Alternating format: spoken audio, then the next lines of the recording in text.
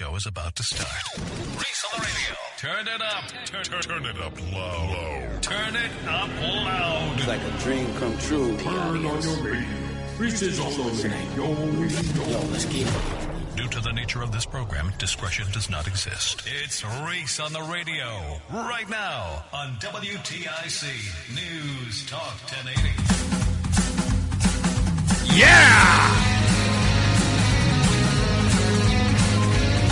What's crack-a-lackin'? That's what they say. That's the hood for you.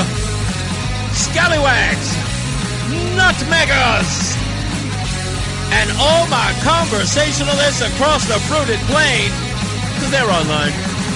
And don't forget, you haters, it's Reese on the radio on WTIC News Talk 1080. That's weird. My headphones seem weird, almost muffled. Could I be losing my hearing? Is that what's happening? I don't sound as crisp. It happens when you get old. That's the one thing, baby. That's the one thing that scares me. That if ever I lose my hearing, I got to be really, really careful. Comey has been indicted again. We'll get into the details of that. I've been preparing all the way up to the wire today. Phone call after phone call after phone call. Adam 12, this is the reason why I don't do so many guests. This is why. Because everybody will call me. Everyone will call me. Can we talk a minute? Can we have a conversation? I was like, yeah. Sure. No. If this is going to sound crazy, but I want to say this to those of you who wish to be on the show or who are going to be on the show. Reese on the radio has done his research. He has done his homework. When you come in here, you are going to be talking to someone who cares about what you do. You don't have to be afraid of anything. If your client or your representative is a nervous Nelly and they've never done this before, trust me, you are in good hands. Reese on the radio is there. Roland's got a whole commercial about it. Reese on the radio is there. I will be there for them. I will guide them through. There are a lot of people who have never done this before, never been interviewed before. I got you. I know that you are nervous. I know that you are scared even. I've got you. My audience will never know. They will think you're a natural at this, that you've been doing it hundreds of times. Not because I am a skilled radio personality and interviewer. No. Because I know what it's like. I understand this. I know that you might say the wrong thing. You might not be prepared. I may throw a question at you that will rattle you a little bit. How do I answer that? Is he trying to get me? No. I've got you. I've got you covered. So trust me, you can. You are in good hands here. Okay? Especially friendly interviews. And when I mean friendly interviews, I'm talking about interviews of people who are promoting something or people who are talking about a benefit that they're giving or something that's happening in and around Connecticut that many people might not know about. You know, a store or a company, whatever it is. I got you. I'm already curious. I'm curious about you. And I'm going to ask you questions that you can answer, that you're comfortable with. Okay? Now, if you're a politician and you represent the people, well, I'm coming for you. That's it. You better be nervous. You better be scared out your wits. I like it that way. Keep them on their toes. Make sure that there's maybe a lawyer or attorney or, maybe a campaign staffer right there into your ear. So when I ask you a question, we're like, yeah, don't answer that. No. That could get you in serious trouble. No. Next question. I've got you.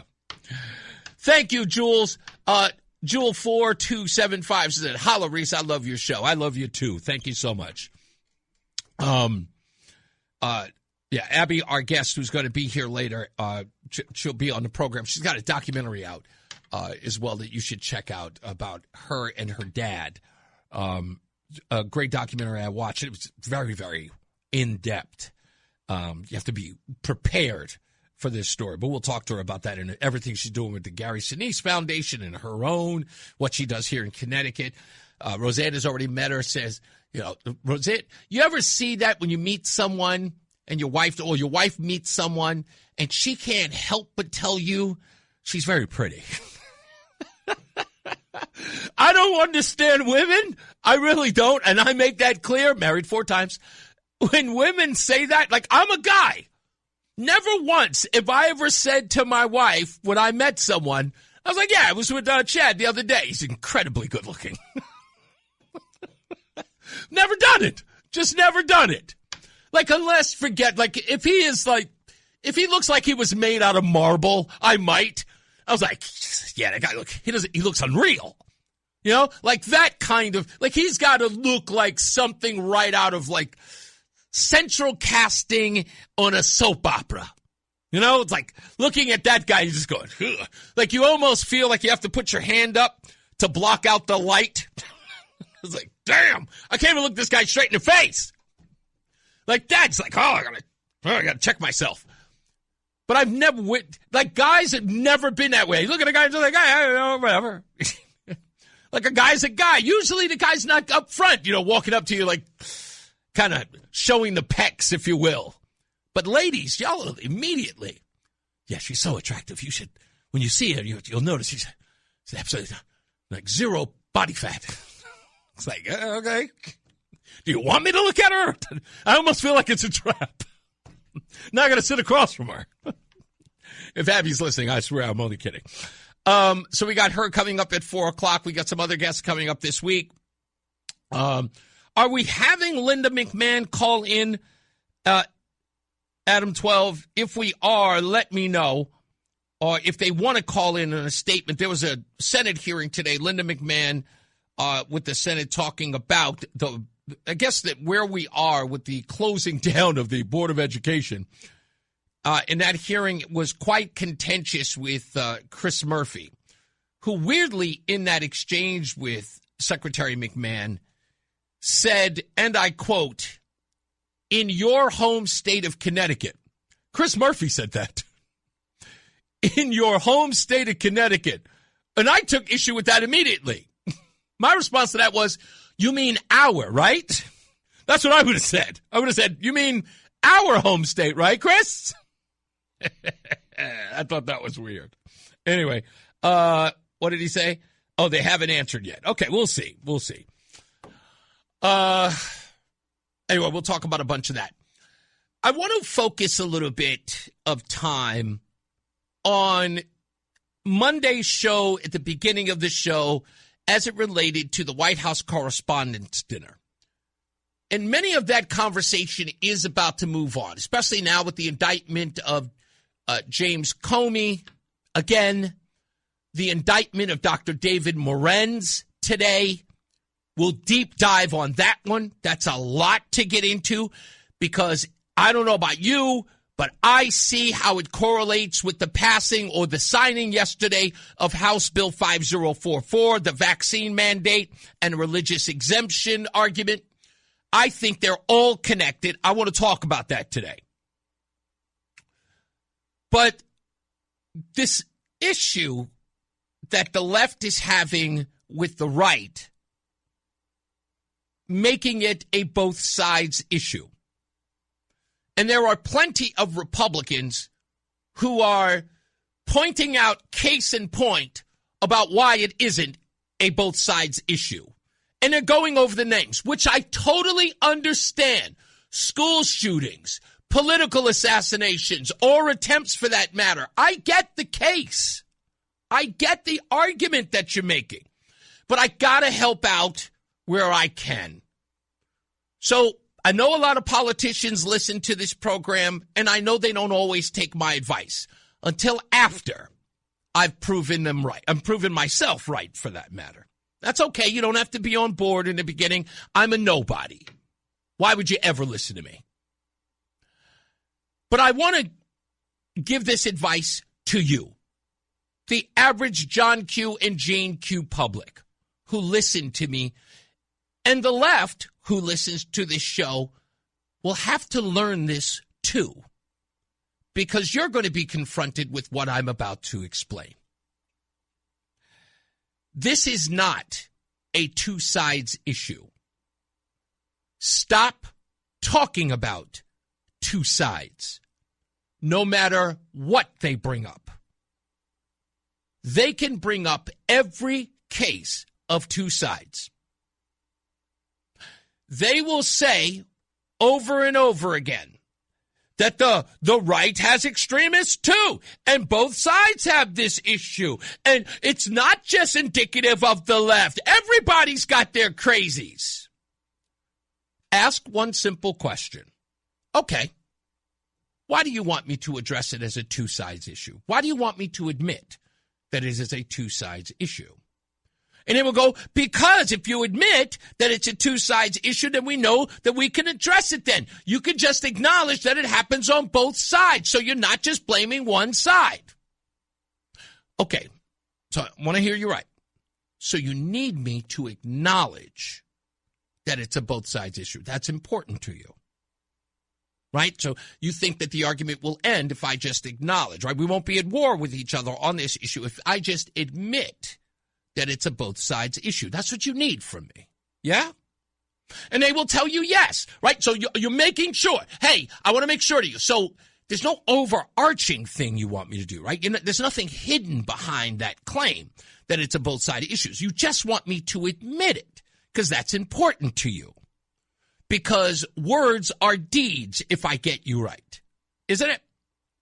And they will tell you yes. Yes, it is important because we can't address it until we acknowledge that it's on both sides. Okay, good. I'd like to introduce you to the 10 compromises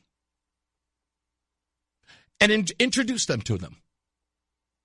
If it's important that I acknowledge these things so we can figure it out, and it shouldn't be too hard for me to acknowledge that it's a both sides issue. What's all the argument about on the 10 compromises? Hell, let's go through 9. Can you compromise with me that there is only 2 sexes? Can't you just acknowledge that? Why is that so hard? Ask them those simple questions. Can we acknowledge that abortion up to the day of birth is not health care? Can you just acknowledge that? If it's so easy that we can just acknowledge things and they just be what they are, can we acknowledge that a boy is a boy and a girl is a girl? Can't you just do that? Stop arguing with them about it. Because if they can do, if it's so important for me to acknowledge that it's a both side issue, if that's so easy for me, why isn't this easy for you? Why is that a hill you must die on? And it is, folks, isn't it? I posted yesterday the 10 compromises. And you guys know, those of you on Facebook, there are people, the one person in particular, who is losing their minds over it, saying that they can't do any of those compromises because it means something more. Like on the abortion issue, one particular a person on social media said that it was tantamount to stopping somebody from having an abortion by just compromising that it's murder. Nobody's asking you to stop abortions. No one is asking you to run into a clinic and pull the baby out yourself. Just acknowledge that late-term abortions is murder, that you're killing a baby, that it is not health care. Just acknowledge. They can't do it. They won't do it. Just acknowledge that a man cannot become a woman. They can't. They can't. They literally fight themselves. Can't do it. I just can't. It means so much more if I do it. Good. Maybe you'll get where we're coming from then. I can't look at the video of Charlie Kirk's murder. I can't look at Dallas, where a gunman sat on a rooftop and shot at ICE agents, watching that dumbass actually shoot the people he claimed to be protecting, illegals. He shot illegals. I can't watch crooks take shots in an open-air event and kill a man in front of his daughters and his wife. Can't do it. I can't stand by watching leftists on social media mock the murder of Charlie Kirk. I can't sit idly by and watch people in polling data over polling data as the left says that they believe political violence is a means to an end overwhelmingly than any other group, and then tell me that it's okay to say it's a both sides issue. I'm not doing it, and I don't give a damn how many times you ask me. It isn't. So perhaps, instead of asking me to accept it's a both sides issue, do the thing that you should do. Just denounce the violence without terms. Because that's how you feel, right? If you're jumping to the it's a both sides issue instead of this is wrong, you don't think it's wrong.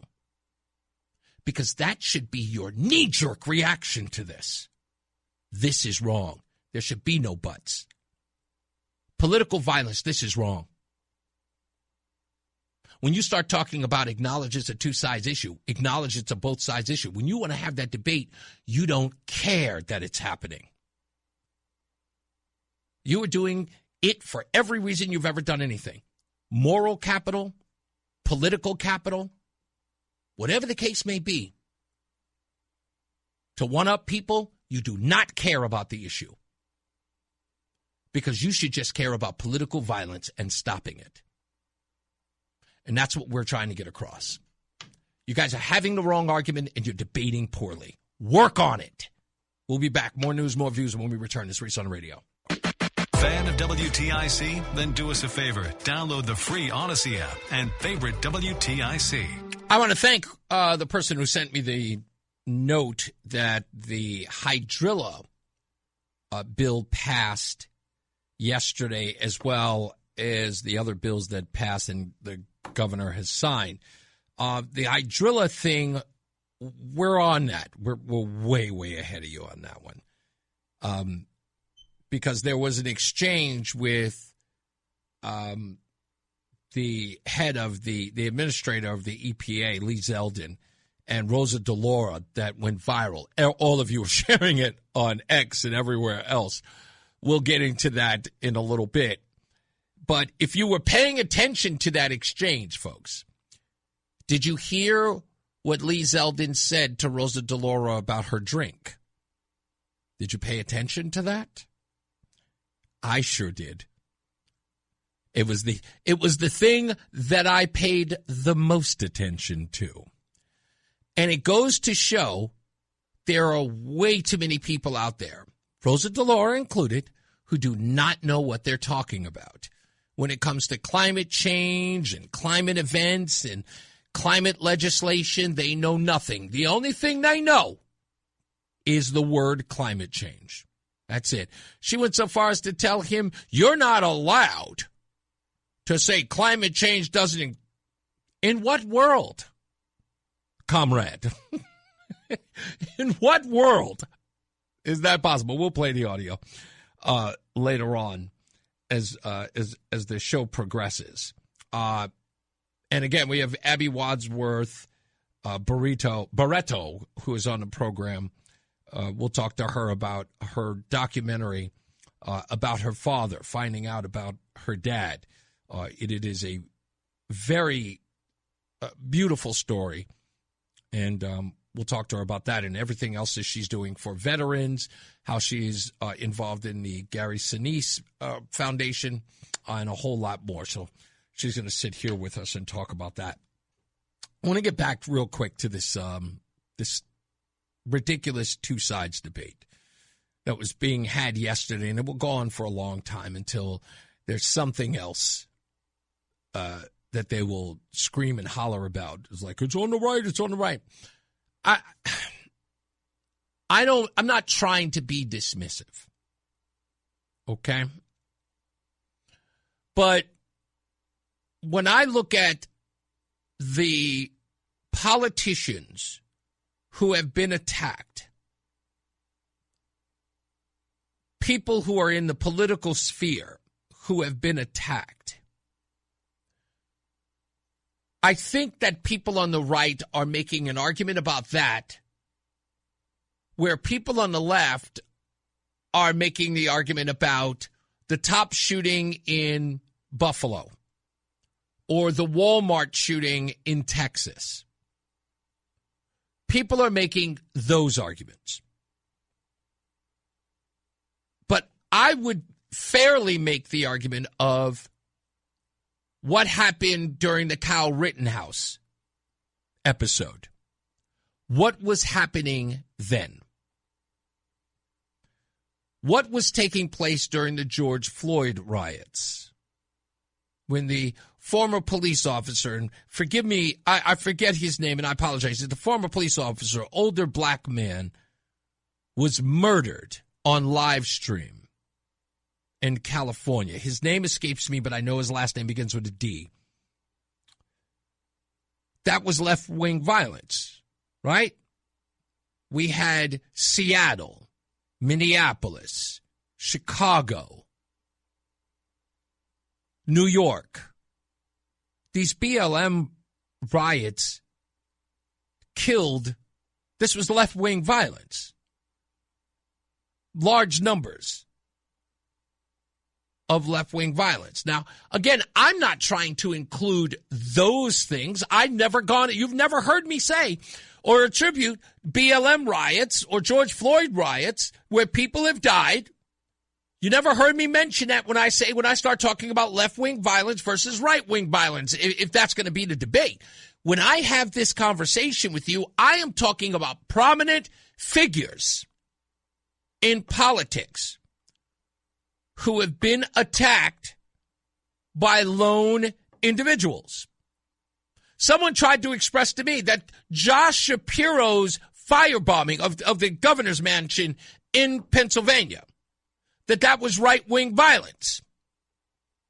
What the media tried to do was to suggest that individual was a crazed person, mental illness. So we can't count that. Really? That wasn't the case with Gabby Giffords. That got traced all the way back to Sarah Palin. She held no political office to speak of. Thank you, 2008. But Gabby Giffords wasn't shot by anyone political. And that person who shot Gabby Giffords and the little girl, he didn't have a political bone in his body. That young man was mentally ill. The guy who burned Josh Shapiro's home trying to kill his wife and his children clearly had political ideology on the left. I don't remember any Republicans screaming Free Palestine, but he was. So I don't know what you're talking about. That is a political figure, left wing. The Hodgkinson shooter in Arlington, Virginia. He popped the cap in Steve Scalise, a Republican congressman, during a baseball practice. He was a Bernie Sanders volunteer and an avid watcher of Rachel Maddow, and was repeating over and over again things like Republicans are killing people over health care. It was all over his social media. James Hodgkinson sounded exactly like Cole Allen. They are carbon copies of one another. Just James Hodgkinson is all white. Yeah, I went there. But they clearly had the same motives, right? They were following doctrine of their leftist overlords. It's in their manifestos. It's on their social media page. In fact, let's go one step further. If you follow Cole Allen's social media post on Blue Sky, that should have been your first clue, but he's on Blue Sky. What is he doing? If you've gone and you've watched them, he literally doesn't post anything. He reposts everything. Everything he believes is a repost from a prominent Democrat figure, be it a pundit or a politician. Literally, everything about him is an expression from the likes of Hakeem Jeffries. That's who they are. They're the same. James Hodgkins, same deal. Why was he in Arlington all the way from the Midwest? Why was he hanging out at the laundromat day after day after day, stalking Republicans? Why were his last words before he pulled the trigger and some Secret Service agent took him out? Yes, killed him. God bless that agent. God bless him. God bless him. God bless him. Why were his last words, hey, are those Republicans over there? Work for Bernie Sanders? Listen to Rachel Maddow? Okay. Who else do we got? Oh, yes, Charlie Kirk, of course. Of course, Charlie Kirk. Written on the bullet fragments, hey, fascist, catch.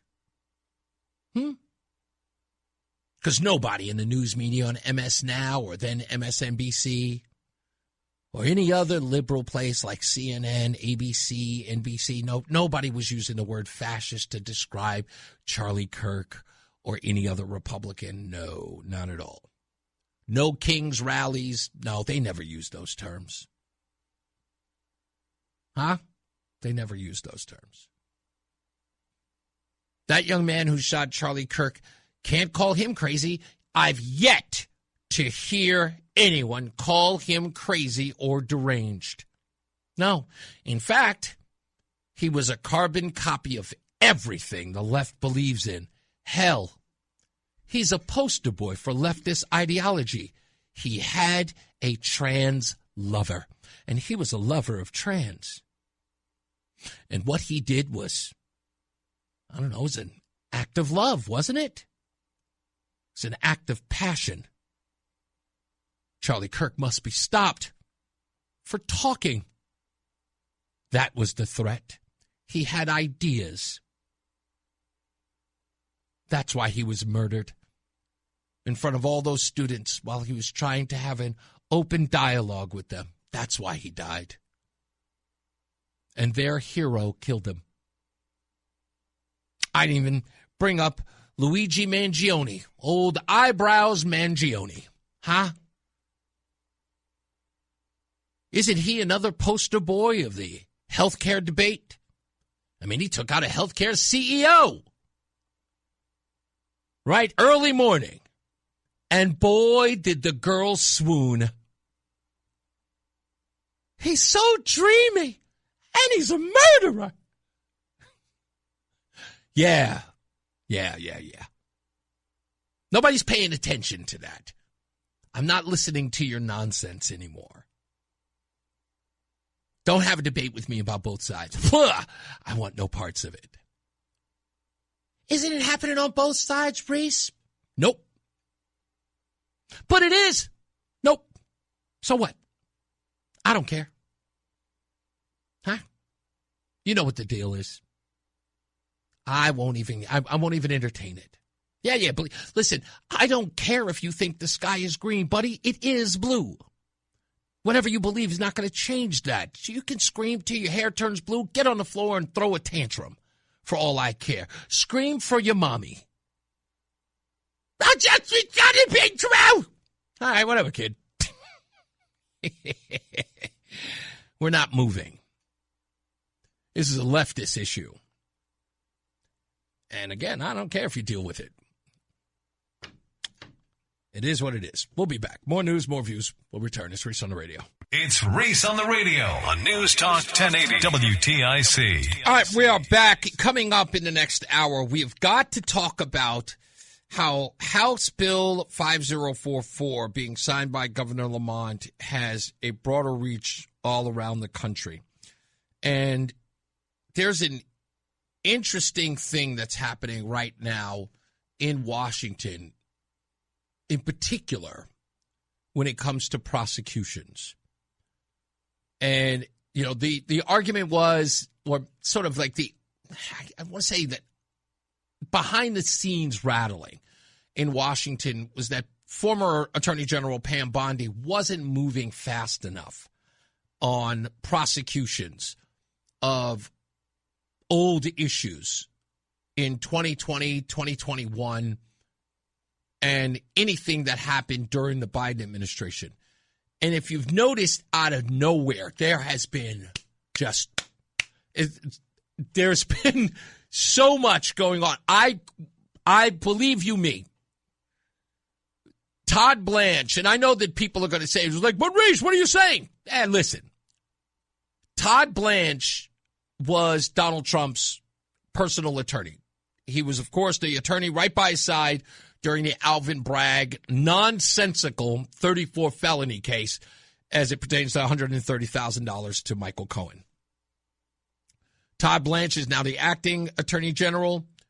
I think in the coming weeks, it's quite possible he will be the attorney general.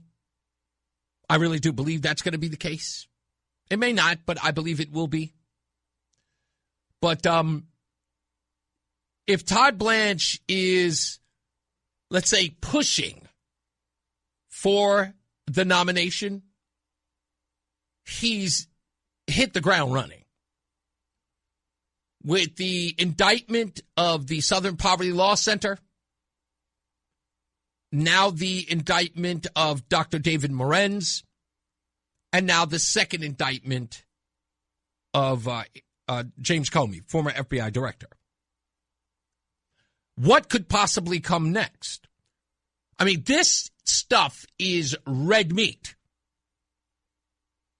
And it distracts the left. It distracts the news media. But then again, I repeat myself. It distracts them. And they won't know what to do with themselves.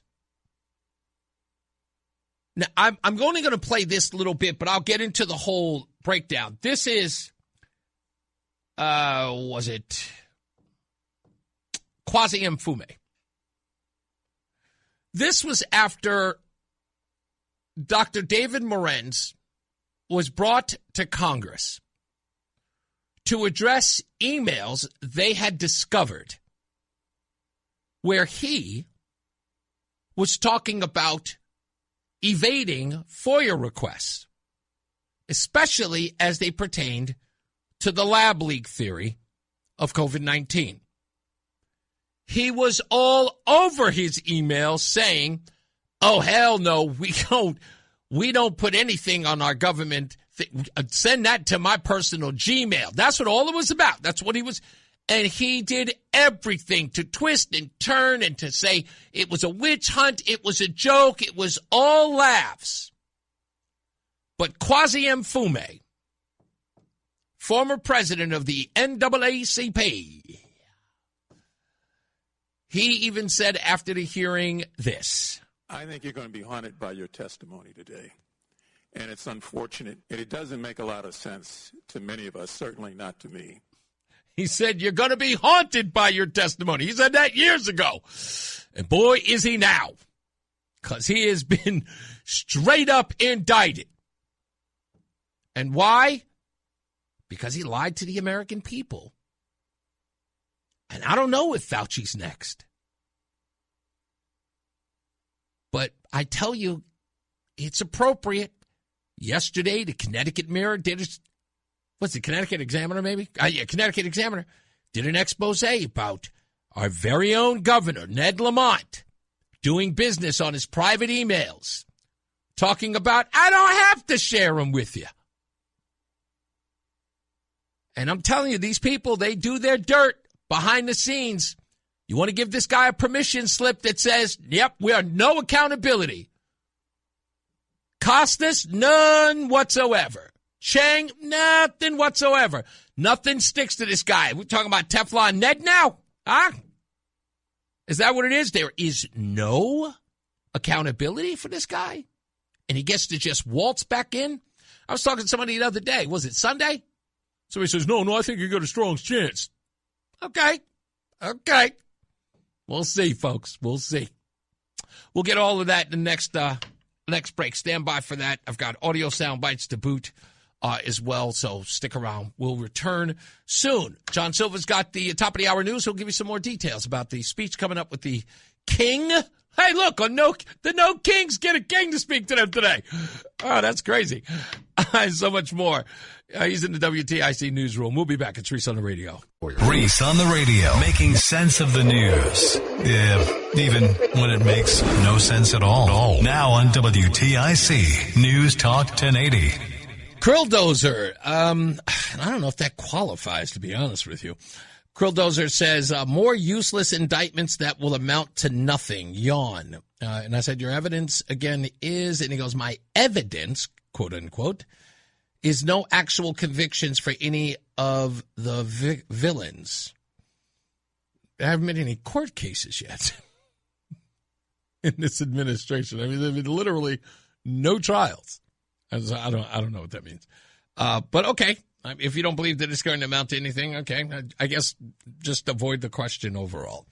And there's no evidence of anything. I want the indictments. The indictments are here. How they litigate the case, we'll see when that happens. And if it doesn't, hey, take a victory lap. That's how that works. Former senior NIAID official has been indicted, speaking of which, for concealing federal records during the COVID-19 pandemic. In a major development announced today by the U.S. Department of Justice, a former senior official at the National Institute of Allergy and Infectious Diseases has been indicted for allegedly concealing federal records during the height of the COVID-19 pandemic. Dr. David Morenz, a longtime aide to Dr. Anthony Fauci, is accused alongside with co-conspirators of deliberately hiding information and falsifying records in an effort to suppress alternative theories about the origins of the virus. Acting Attorney General Todd Blanche issued a strong statement saying that these allegations represent a profound abuse of trust at a time when the American people needed it most. During the height of the global pandemic, government officials have a solemn duty to provide honest, well-grounded facts and advice in service of the public interest, not to advance their own personal ideological agendas. The DOJ says that the actions were taken to keep certain communications and documents out of official channels and away from public view. This is the first major indictment tied directly to alleged efforts to shape the narrative around COVID-19 origins. What is he talking about? Well, back in the day, Laura Ingraham on the Ingraham Angle laid it out. NIH Senior Advisor Dr. David Morenz is now being accused of improperly conducting official government business from his private email account and soliciting help from the NIH's Freedom of Information Act office to dodge record requests. Now, Morenz wrote in a February 2021 email, I learned from our FOIA lady here how to make emails disappear after I'm FOIA'd, but before the search starts. Plus, I deleted most of those earlier emails after sending them to Gmail. And he emphasized again in a November 2021 email, I ask you both that nothing gets sent to me except to my Gmail. You wrote that you connected a reporter to Dr. Fauci via your secret back channel. What back channel did you have for Dr. Fauci? Well, all these terms like secret back channel and the other one you mentioned were just jokes. Well, let's take a look at some of the more hilarious emails. April 2021. There's no worry about FOIAs. I can either send stuff to Tony on his private Gmail or hand it to him at work or at his house. He's too smart to let colleagues send him stuff that could cause trouble. But today at the hearing, well, the same individual suggested his colleagues weren't smart at all. I said to him, as I said several times to him, why are you sending it on my government email? This is not government business. It's your personal thing about your state of mind, about your security arrangements. I'm sorry, I'm getting this echo here, and should I turn off my microphone? Morenz deleted all emails related to the origin of the COVID virus. Now, why is that? June 28, 2021, delete all of Peter's emails and others relating to origin when the blank started hitting the fan. Mine was deleted long ago, and I feel pretty sure that Tony's was too. The best way to avoid FOIA hassles is to delete all emails when you learn a subject is getting sensitive. Yeah, there'll be no indictments, Krill. Yeah, you're probably right. This hardcore evidence in his own emails, like there's no way that the jury would be able to make a connection there, right? It's absolutely far-fetched. June 16, 2020. We're all smart enough to know to never have smoking guns. And If we did, we wouldn't put them in emails, and if we found them, we'd delete them. Moritz told one congressman today this was all a big mix-up. I've obviously made mistakes. I've mixed up emails and Gmails, and that's caused me to do all of the things you mentioned, bring discredit on myself and on the government. I don't know what to say. I've apologized. I regret that. I wish I could take it back, but I can't. Yeah, by the way, what we call that in the hood is called self-indict, what he did. I made mistakes is an admission of guilt. And again, every other claim that he makes in there is his own words, in his own emails. No one else can be attributed to them. He wasn't hacked. He never made such a claim. He just tried to blow it off, and now he's being indicted for it. Sure, it'll amount to nothing, right? Absolutely. People were personally affected by COVID, and a jury of his peers may very well, in a proverbial sense, may hang him for it. I think that's exactly what will happen, without a doubt. I think it's a hardcore case. As far as the Comey thing goes, we'll talk about that later. But this is huge. Because putting this stuff about COVID-19, vaccines, origins, especially private emails, all of that's going to play a role. That story starts to build momentum everywhere. Just like this story about, Governor Lamont not using a government email and not providing the documents when asked for, saying that it's fine. It's quite fine for the governor to do the public's business on a private email where it can possibly be hacked. Remember the whole Hillary Clinton nonsense and a bunch of others. And again, there's no accountability. No saying, hey, send us a search or give us the word that you want us to search for, and we'll find the emails. And I agree with Roseanne, what she said yesterday. Just say, I would like any email that has the word the. That would be it. I want all of them. And make that request. It is a word. And they can talk all that nonsense about it. It's like, oh, that's not reasonable. Well, it depends. And I would hash that out. I really want to get into the 5044, House Bill 5044. But I got to say this because it's irking the hell out of me. It just is. If I have to be the only place that addresses this corruption, this clear corruption that's happening in the state, so be it. I don't give a damn if the rest of the mainstream media here covers it. I don't care. I am not going to leave them. I'm no longer going to moan about it. This will never be another argument about who did what over at FSB, WTNH, News Channel 12, none of them at all. Here's the agenda. Here is my solemn promise. I am going to grow this show to the far reaches of this state. Anywhere I can, I will make sure people listen to this. And I will make them rely on this program to get to the bottom of every corrupt son of a gun that's out there. I will just have to. Because that story, the fact that it has no legs or hasn't had any legs, it irritates me. But you know what? I am not about being irritated anymore. I am just going to say, whoever is listening to my voice right now, spread the word. Spread the word. Just say to them, hate your local news, can't stand the coverage of the stories that matter to you, not getting the coverage, come here. I will do everything in my immediate power to make sure that everybody knows what's going on and that you do exactly what you did just a couple of weeks ago. Contact these people and get on the phone and shout them down. And I want them, look, I want to use a better term than the one that I want to use, but I'll put it this way. Let them know that they need to be accountable. You guys are an army. You have no idea the power that you have. You don't have to. See, most of these people, these politicians from, Lamont to William Tong, these guys, they navigate in the space of, are they talking about it in the news? No. Okay, proceed as normal. That cannot be the status quo here. they know that the local news media is not going to cover it. They don't show a degree of interest in any of it. So I say screw them. This has got to be a me to you to them thing. And we've got to get on their phones. We've got to inundate them, email them. Some of you ladies out there, I know who you are. You guys like sending a strongly worded note. That's what we need. Inundate them. Let them know we don't care that the media didn't cover it, that you are on it. Every time we expose these bozos, I want to make sure that we let them know that we know. Anyway, that being said. So we have the governor signing this bill, 5044.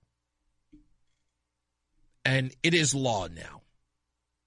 Now be some Supreme Court cases about this. There'll be some parents who will protest it, and they will write it off as something, nothing more than, it's really not that. We're not suggesting that you take any new vaccines or anything like that. It has nothing to do with that. This isn't a mandated, yeah, until it is, ladies and gentlemen, until it is. And as people like Simsbury Joe has pointed out, and I want to read this because he was the one who made that clear on this program about the woman who is in charge. I want to make sure I got her information here. I just had her here. That's that. Here it is. Forgive me for not having my papers in order here. The woman who is in charge of this is the Connecticut Department of Public Health Commissioner Manisha Juthani. And she's been connected to some COVID-era controversies, mostly policy disagreements rather than personal scandals. She was not the commissioner at the very start of the pandemic. The previous commissioner was replaced in May of 2020 amid early criticism of the state's handling of nursing homes, where a large share of the early COVID deaths occurred. Governor Lamont was never held to account for that. Dr. Juthani, an infectious disease doctor from Yale, was nominated in July of 2021 and started in September of 2021. She's the first Indian American to hold the position.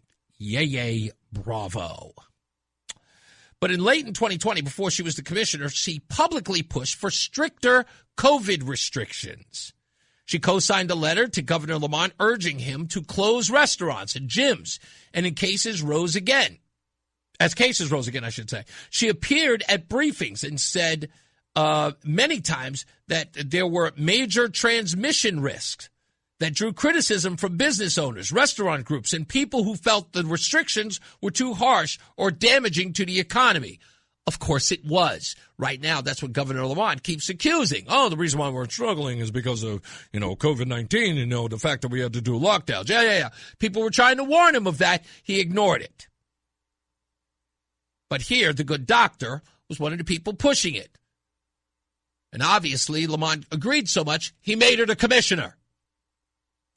As commissioner in 2021, she continued to support strong public health measures, school guidance, and vaccine recommendations. Critics have accused the department of overreach and say her office has too much power. A point came up again during a debate, of course, about the HB 5044 bill, which expands her authority over vaccine standards and care. And that's true. Bottom line is that she will be able to make the decisions. In essence, there will be no oversight. There will be no bipartisan commission. You will not be able to lobby your public officials to fight for you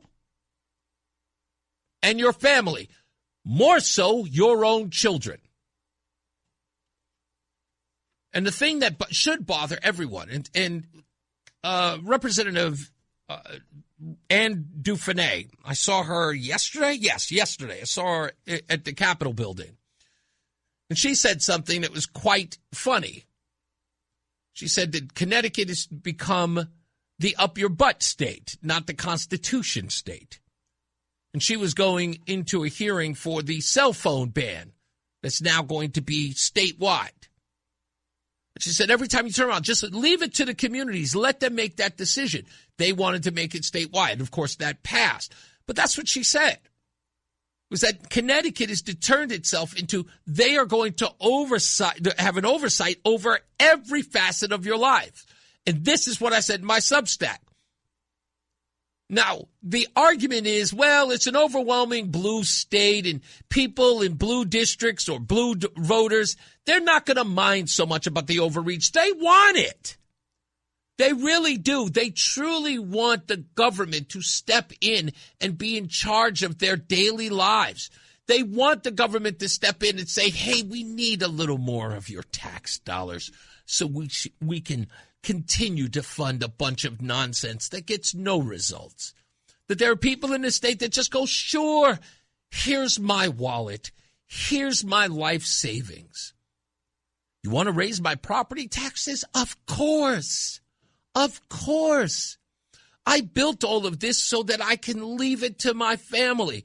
And every little bit that you take that keeps me from leaving them an inheritance, why not? And I keep telling you that that's nonsense. It's bull. You can sit up here and say that it's an abuse of power, okay? And I can have that debate with you all day. And people come to me and say, this is an outright abuse of power, Reese. And I go, no, this is not an abuse of power. Nothing at all. This is who they are. This is what power does. And in this case, it doesn't even corrupt. It tells you that when you're in power, when you give someone that kind of unchecked power, they don't even need you.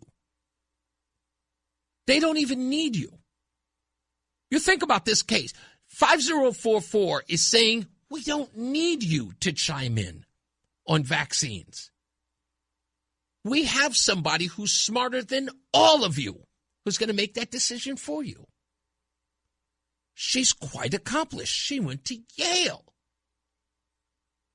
She deals with infectious disease. You, what do you do? Huh? What are you, a garbage man? Huh? What are you? What's your job? Well, you're an accountant? Well, you can't measure up to her. What do you know? But what about my children? Come on, with all due respect, whose kids are they, huh? Yours or ours? Huh? That's progressivism, baby. It takes a village. I know you had the children. I know that you feed them and you probably taught them your ABCs, but, your job is kind of temporary. All in all, you're just having them for us. You're a surrogate. Come on. Tell the truth. That's what you are. I watched these knuckleheads walk around at protests, all the women dressed up as the handmaids. Yeah, it's interesting, isn't it? Isn't it interesting? And what was the handmaids thing about? What was that all about? That was about the government's overreach trying to put limits on abortion. Right? I mean, the handmaids were supposed to give birth as surrogates for, the oligarch. Right? And that was an intrusion. But here, no handmaids now. No handmaids. I don't see them. Here's the government. Here's the state government. And the governor saying, one person's going to determine what we're going to stick into your kids. If we're going to mandate it. If we want. No, it's not a mandate now. But should some other disease come around, you're not going to be able to debate it. Oh, that religious exemption thing? That's done with. No, Christian? No, Jew? I don't know. That means nothing to us. We got to keep everybody safe. No handmaids now. Whatever happened to all of that, huh? No kings, they say. Whatever happened to democracy? I mean, at least there you had mob rule, right? What's it now? Where's all the mob rule now? Where's all the democracy? Well, I guess that tricks furloughs too. We'll be back. It's Reese on the radio. Spider-Man. Hey, he's your friendly neighborhood Reese on the radio. Right now on News Talk 1080 WTIC. All right, y'all. We're back. Coming up is your traffic and weather with Marc Christopher. He's back. Is it back yet? Was that Sue Aller? Oh, that's right. I remember Sue. Sue said Avon instead of Avon one day. They would have killed me for that. Well, welcome, Sue. Sue's filling in for Marc Christopher at the BPS Lawyers Traffic Center. We'll hear from her in mere moments right here on the big program. Also, we've got a guest today, and that is Abby Boretto, who's Abby Boretto is a documentarian and a community leader. She'll be on the program to talk about her documentary, talk about her work with the Gary Sinise Foundation, her work with veterans. Her dad was a Marine. Her documentary is about her father who died in a plane crash, and how she, her long journey to sort of reconnect with the memory of her father. And it's a great story. She'll be here with us for a little bit. I also want to tell you that for those of you who, you check in and out, I know some of you listen straight through the show, and you know who you are, my homies and my roadies. You are not going to want to miss the 5 o'clock hour. Because after we do music news, I'm going to do the stupidest thing I read today. And it's in the long form today. And our good friend Marc Fitch of Inside Investigator, Connecticut Inside Investigator, wrote this article that will blow your mind if you haven't read it already. It is the worst story I've ever read about an individual. To give you a reference of this, imagine, Roland, have you seen the movie Something About Mary? Do you remember that movie? Something About Mary. Yeah, you have? Go to the microphone real quick. Just get. You got to do something? It's all right. Are you stuck doing something? No. Okay. In the movie Something About Mary, do you remember it well, or do you would you have to see it again to remember some of the key, some of the key characters in the movie? Yeah, I would have to see it again. I just remember a couple of inappropriate scenes. Okay. Yes, of course. But there was a particular character played by Matt Dillon. Do you remember him? Matt Dillon was originally Ben Stiller's private investigator. And he was supposed to find out about the girl who had gotten away, Mary. Yeah. And Matt Dillon ends up falling for her. And so he begins to lie about who he is. And the thing that he says that he does is very key to this story. Do you remember his character at all? Does that ring a bell? No. No? Okay. You have to look it up so you see it. It is, I was thinking you're getting sound bites from the movie because there's no way this guy is real. But it turns out in Bridgeport, this guy exists. And he's the same guy? Oh, no. He's a real interpretation of this fake character from Something About Mary, the Matt Dillon character. This guy is a reprobate. I mean, he is the worst kind of person based on this story. And I'm telling you, I printed out. Just to give you an example of how bad this story is. Look, I'm going to show you, for those of you who can see online at ReeseOnTheRadio.com. This is just an expose about this one guy who works at a school. It's 12 pages long. How horrible this story is and what this piece of garbage did. Or at least the allegations. It is awful what this guy did. And it's so... So it sounds like it's worse than the dude from Something About Mary. Yes, because at least the Matt Dillon character wasn't. He was inappropriate in how he spoke. This guy is so awful. I can't believe he exists. I can't. I was looking at this just going, no way. This guy is all types of scumbag. And I'm like, if anybody knows Marc Fitch, I got his number too. Marc may have to call in during that segment at the 5 o'clock hour just to talk about it. Because I know he writing this 12-page story. Again, I printed it out, 12 pages. I know he had to be saying to himself, nobody could be this evil. And he is. He just is, according to the story. So I want you to stick around with it. I need you to go, Roland, go look up Matt Damon in Something About Marriage. Just find the clips on YouTube. You don't have to play them because you can't play them on the internet. Okay. I'll just look at them. You just look at them and just come back to me after you check them out. Because I'm going to tell you, it's like, if there's a guy out there that's as bad as this Matt Dillon character, yeah, this guy's worse. He makes Matt Dillon look like a saint. Wow. That's how bad he is. So we'll get into that later on. Stupidest thing I read today. Again, the long version. We'll get to that in a minute. Governor Ned Lamont, and I have to talk about this because I'm still trying to figure out how this is possible. And they all of these things that he does in an election year always line up to something else we reported here. And it's insanity. Hear this. Governor Ned Lamont is once again talking freebies. This time, free or discounted bus rides for veterans and K-12 students, plus a big slice of cash for schools. But how much is it really going to cost Connecticut taxpayers? Here's the breakdown. The transit piece is modest. That's only $3.5 million. And that's from the Special Transportation Fund. That money would make buses free for all veterans and give students up to a 50% discount. It's already in the Appropriations Committee midterm budget and could start later this year if lawmakers and the governor agree. The bigger number is education.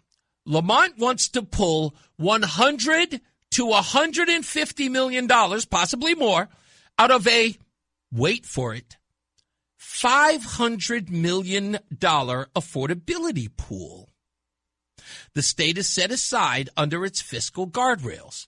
The fund was originally pitched for a $200 per person rebate to help families with high costs on their electric bills. Remember? Now a big chunk could go straight to schools in towns with extra help for places like Hartford that have fallen behind. The $3.5 million transit money comes from the Special Transportation Fund paid for by Connecticut drivers through gas taxes, car registration, and related fees. So motorists are essentially subsidizing all those free rides. The $100 to $150 million for schools, that comes from a $500 million surplus pool. That money could have gone back to taxpayers as direct rebates, but instead is being redirected to education aid. You know who that is, right? Doesn't go to kids. No brand new taxes are being proposed in this. It's all coming from an existing state fund and surpluses. Surpluses to the tune of $500 million? Now, where would Ned Lamont get $500 million from? I wonder. It's just so crazy, right? Your $200 rebate now gone. Even though you knew it was pennies, what did he replace it with? $34. Yeah, $34 a month for a couple of months. That's what you got. I mean, if you thought that $200 was the slap in the face, imagine that. Now just $34. And you got to get that every month until roughly about April. But yeah, free rides for everybody. That's what this guy's doing. But that $500 million, wow, couldn't have just come out of nowhere, right? I mean, maybe I'm stretching. Maybe I need to check myself before I riggedy-wreck myself. Because I don't want to think that was the tourism money. I can't help but think it is. Something about it just sounds suspicious. Just ironically, that they said that the money went into the general fund and did not go back to the restaurants or the towns that collected the 1% tax to the tune of $550 million. And then the surplus amount of money shows up after the fact. And they just said it was there. It was a surplus. And for everything I guess, like, where's all the surplus coming from? It sounds crazy. And instead of the $200, now we're just giving it to schools. And everybody knows that schools don't mean the kids. Schools mean the teachers and the administrators. Doesn't even go into the building. Everybody knows that, right? I don't know. I always find this guy hilarious. I just, again, it keeps driving me crazy. Day in and day out. Yes, that's my guest. Oh, they just realized that my guest is out there. Abby just showed up. But yeah, we're going to look into this. We're going to look into exactly where this money came from. And again, I need to know this, and I don't know how we're going to get those numbers or how we're going to find out, but I need to know if veterans are asking for this free transportation on buses. Because I haven't heard that. And I'd really love to know where that might be coming from. The K through 12 kids totally get that. I mean, they're getting a 50% discount on riding on buses. But the veteran thing, I don't know. What maybe I'm lost on this because I don't remember that ever being a story. But again, maybe somebody else knows. Perhaps the VA knows. Perhaps there's somebody who deals with veteran affairs who might be able to tell me. If you do, and you do know, contact me at reeseontheradio.com. All right, that's REESE on the radio.com. Just fill me in on that. I'd like to know. All right, we'll come back. We'll set up our interview with Abby Wadsworth-Boretto, talking to her in the next hour. Plus, your traffic and weather is coming up as well. So we got a whole bunch of stuff to get into. Please make sure you're back here for the 5 o'clock hour for the stupidest thing I read today. You are not going to believe this guy. It is it's quite the story. It's quite the story. You don't want to miss it. We'll be back. It's Reese on the Radio. It's Reese on the Radio on News Talk 1080 WTIC. All right, we're back. Reese on the Radio, live, WTIC, News Talk 1080. We have Abby, who's in the house. Abby Wadsworth-Boretto in the house, and she's got a documentary called The Ring and the Mountain. It is an interesting story, and of course we'll talk about her work with the Gary Sinise Foundation and everything else she's doing. We'll have a great conversation today. She'll be quite fun. I've already started talking to her, and she seems like a fun gal, as they say. We'll have a bunch of fun here, and we'll get to that. Then we'll get to news after the fact. We'll also dive deep into the James Comey indictment about the seashell scandal, which I know a lot of people are going to be screaming and hollering, like, I can't believe he's indicted for that. Just like, he's an FBI director. He should know better. We'll get into that. And of course, we'll get into a little bit more of the other indictments that are going on. Also, there is another story, and I've been this guy for a long time. I write an article on Substack. You can find it on reeseontheradio.com. I've never fancied myself as some sort of journalist, but it appears people like the pieces that I write, and I appreciate that. But I'll never stand up there with these guys who have done it for 10, 20, 30 years. I'm new. But the thing that I cannot let sit by is some of this ridiculous, how do I put this? Alarmism about things that don't exist. And there's an article in The Day written by, I'm trying to figure out this guy's first name or last name, Chouanier. I guess that's the spelling of his name, Chouanier, who wrote an article talking about the election of 2026, the midterms, and sort of stoking this fear about how the elections are going to be tampered with in some way. And there's a lot of this insane alarmism. So if I can say something to those of you on the political left who listen to this program, and I know you do, stop pretending you don't. I know you here. And God bless you for it. I really do. I appreciate you being here. You know? You got to learn somewhere. Let me tell you this. Okay. If you have a problem with ICE agents at polling places, it only says something about you. It says nothing about Donald Trump or about us as Republicans or MAGA folks. It says nothing. Let me explain. Philadelphia, 2008. 2, maybe 3 very militant Negroes were standing outside of a polling place with weapons. You do remember that, right? I remember it. I have video of it. Sometimes I keep it as a screensaver. These gentlemen were standing outside of a polling place, and they were telling people as they walked in, you better be voting for Barack Obama. I remember it.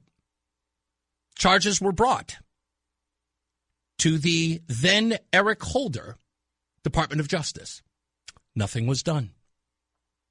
Voter intimidation happened in front of everyone's eyes, and it was everywhere. And I mean it was everywhere.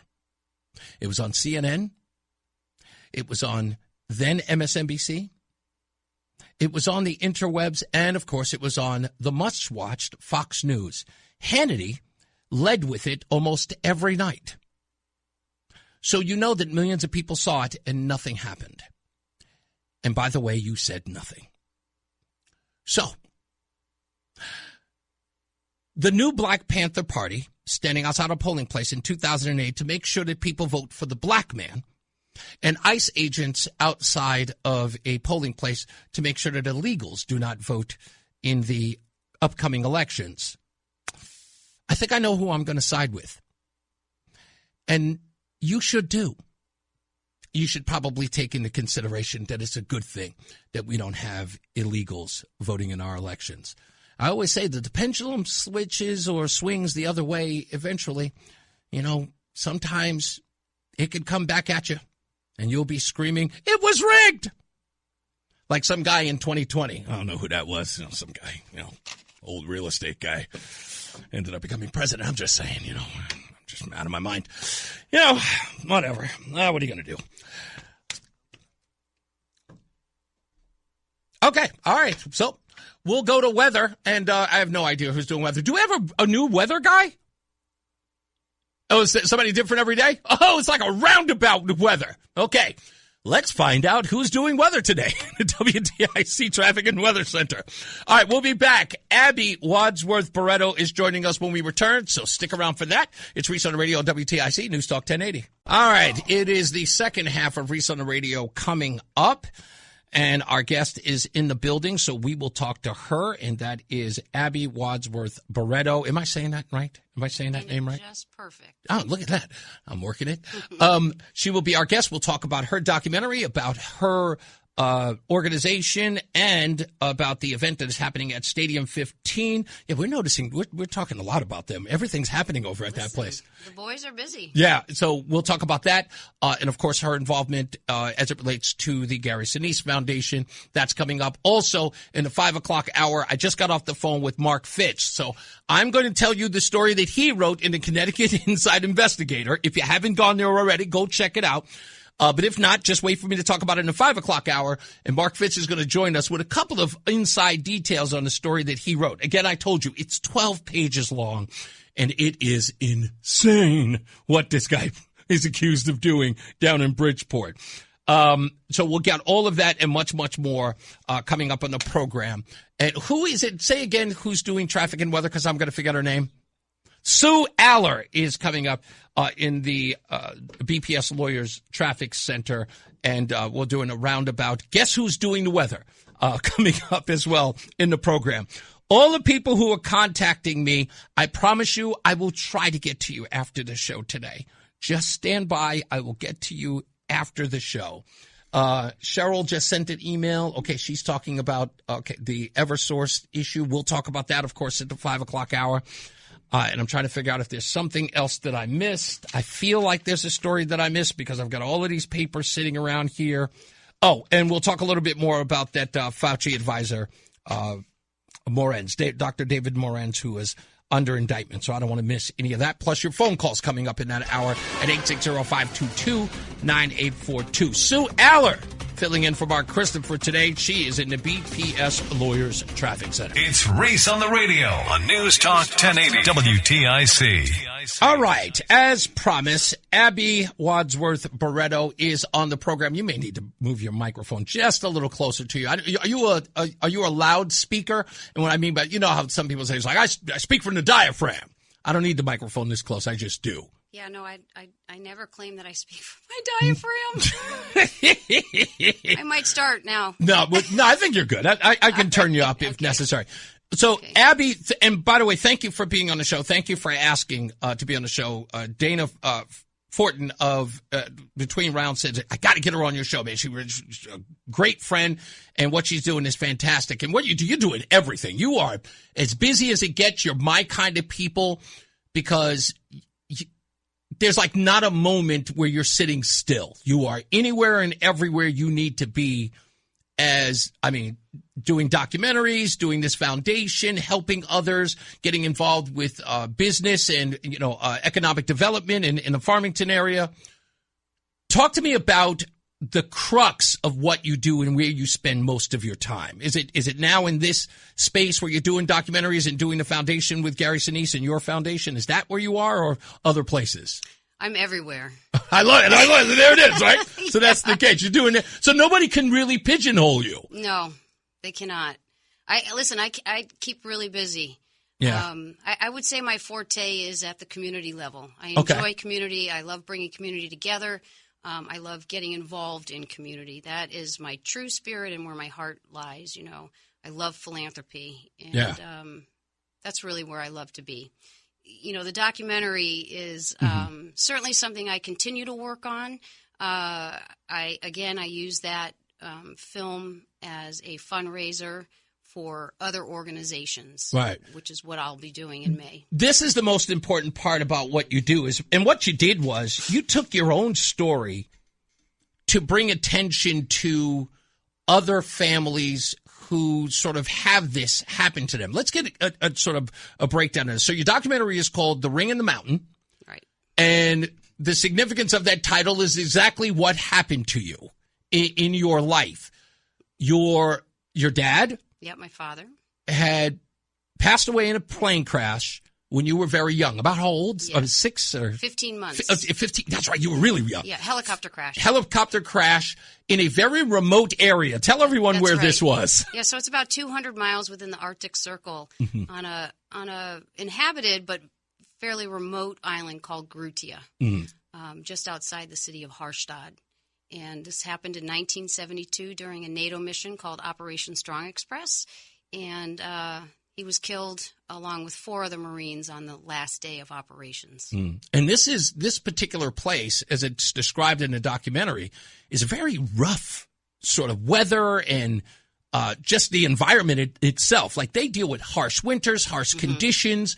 So a helicopter crash like this is rare. It's not rare, I should say, or the conditions where someone would fly in are not rare, that they would probably run into trouble in some ways. Listen, that place, Mother Nature, she has a mind of her own. And I've seen it roll in within minutes. I've seen the weather change there. So, even though the helicopter crash still to this day is still undetermined, I can understand that weather took a part in it for sure. So your father passes away, dies in this plane crash. You're 16 months old. Of course, you grow up without him. And certain events happen in your life, in particular with your mom, as to the reason why this title is the title. This ring plays a huge role in all of this. Tell everyone about how the ring from your mom sort of runs through to the ring of your dad. Okay. Right. Well, that's a pretty elaborate part of the story. Yeah, exactly. But let's back up just a little bit. So my father graduated from the Naval Academy in 1970, and he went into the Marines to become a pilot. So he was flying with his ring on that day. And as you can imagine what happens in a helicopter crash of that magnitude, the ring was never recovered at that time. And so you fast forward to, I'm about 16 years old, and my mother gives me what's called the sweetheart ring. And it's almost an exact replica of my father's ring. If I may, what's the I guess the background of the sweetheart ring? Is this a ring that your father had given her? Or? That's right. So the sweetheart rings, I don't know about what happens in today's Naval Academy, but back in the day, in the 70s, 60s, and further back, the ring was presented as your engagement ring. Okay. And so also you can imagine back, sort of in the 70s, right, there was the recipe of life, right? So these guys would graduate and be married fairly quickly. Yeah. But anyway, so my mother had almost the same ring as my father's, a little bit different, encrusted in diamonds that she gave me. I think I was about 16 years old. And fast forward a little bit, I had been living in Maui, Hawaii. And I have no idea why I did this, but I was swimming in the ocean with that ring on, and I came up out of the ocean, and it flew right off my finger. Wow. And, of course, huge gut punch, right? Like, oh, and I could feel it. And, you know, I didn't know a lot about my father, and I really didn't have too much of a connection, but this ring was the connection between both my mother and my father. So, obviously, it carried some importance. But after some searching, and I mean, I don't know how many people have lost things in the ocean, but the recovery is probably zero, right? 0%. And so, but I sort of made this strange proclamation at that time that the ring would come back to me. And it sure enough did, not in the sweetheart ring form, but when I was 21, my father's Naval Academy ring arrived in a package from Norway. It had been located after 21 years. And this was somebody who was, I guess, traveling up the terrain where this accident took place. That's right.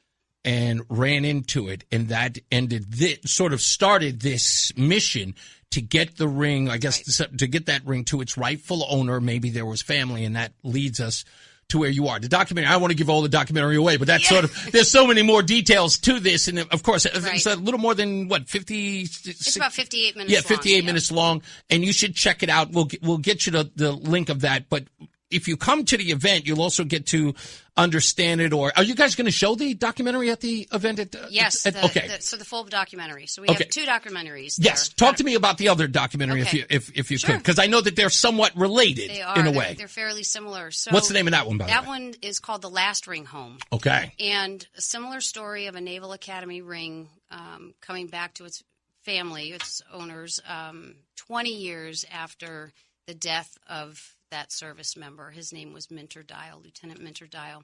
This is a World War II story and a death march story, but a spectacular story nonetheless. I mean, these rings are quite magical, very powerful, if you will.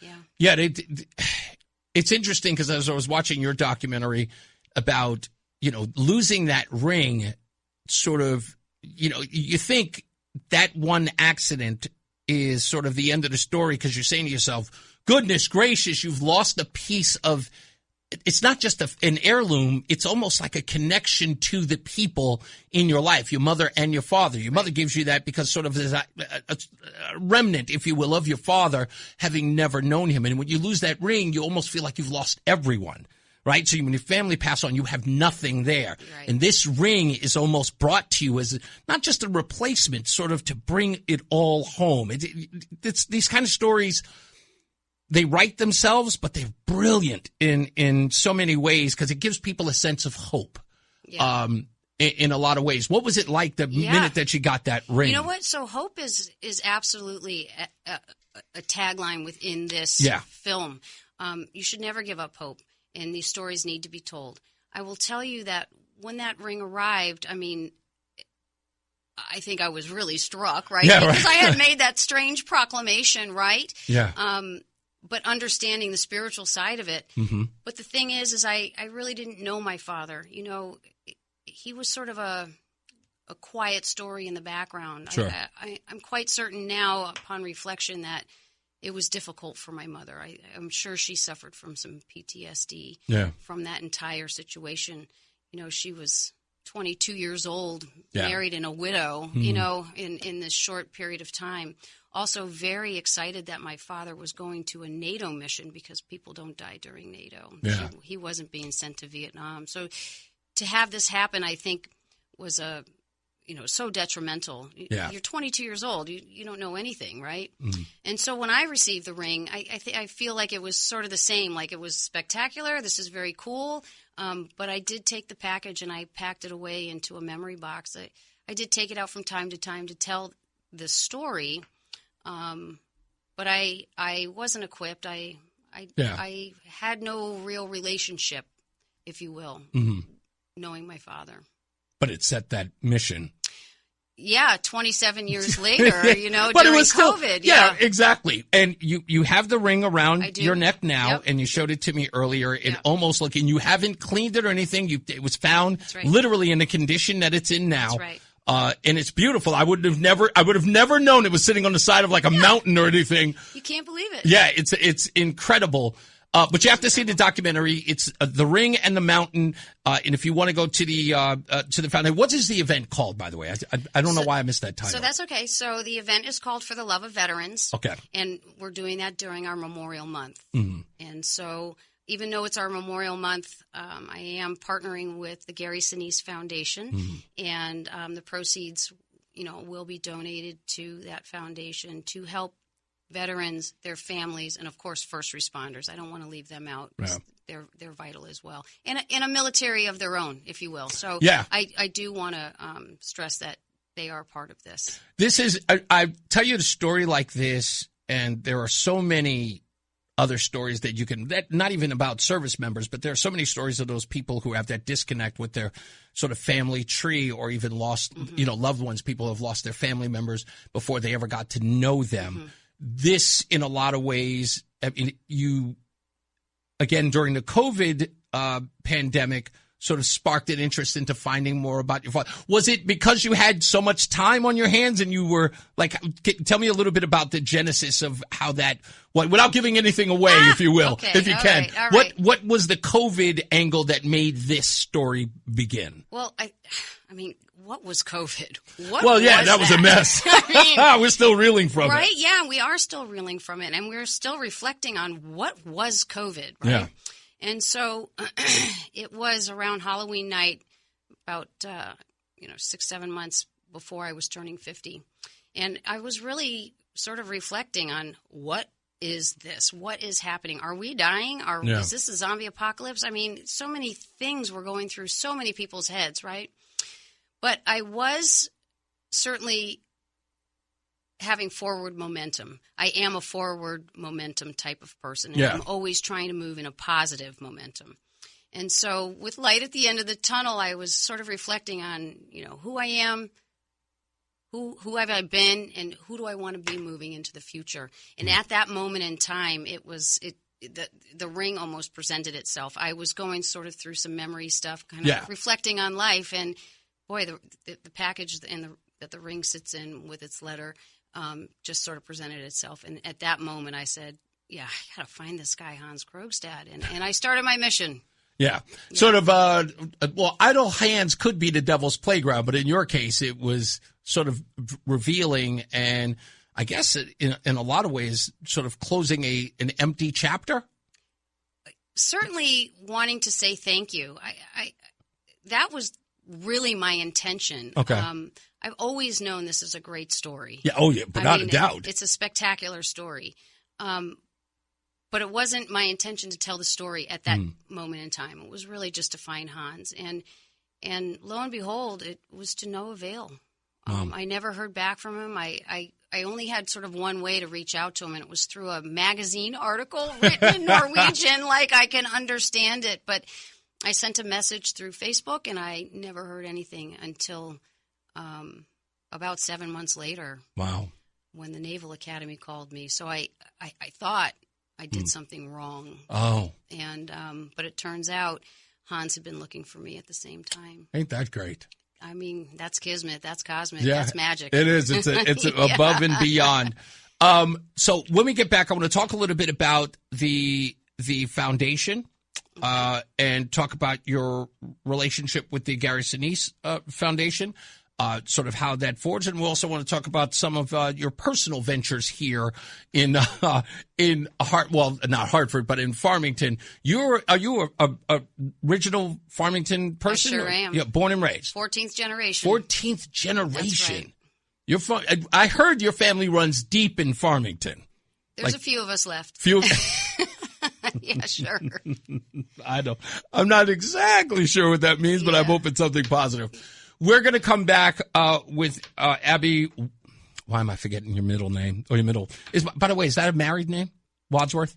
Wadsworth is my maiden name. Maiden name, okay. And Boretto is my husband's name my beautiful husband. Okay, Boretto. Okay, That's I'm still trying to figure out why some women hyphenate, but I would almost imagine. I don't want to ask you. I just always wonder. Okay. That's all. I don't want I'll to put just you tell you that people assume I'm hyphenated. That's just a Facebook name. Oh, is that you just have because they make you put the hyphen in? Well, it's better for people to find you, right? Oh, really? I didn't know that. Well, if they knew me from before I got married, oh then yeah, they're looking okay, at my old name. That makes sense. Okay, I figured. All right, that's it. Anyway, we'll talk about the foundation. We'll talk about, by the way, the dates. We want to talk about that to get people to come in to Stadium 15 so they can watch the documentaries and, of course, help out veterans and, of course, families like these and so many others and first responders. Who need your help. So we'll talk about that on the other end of it. We'll get to weather and traffic. Don't forget, coming up at 5 o'clock, we're going to talk to Marc Fitch from Connecticut Inside Investigator about the stupidest thing I read today, and it deals with a Bridgeport special ed teacher. If you haven't seen the article yet, go look it up. We'll talk to him about the details of that story and what he didn't put in the story that may astound you, or at least I'm expected to be astounded because I'm already through the roof on this story. Abby Wadsworth-Boretto will be back with us in a moment.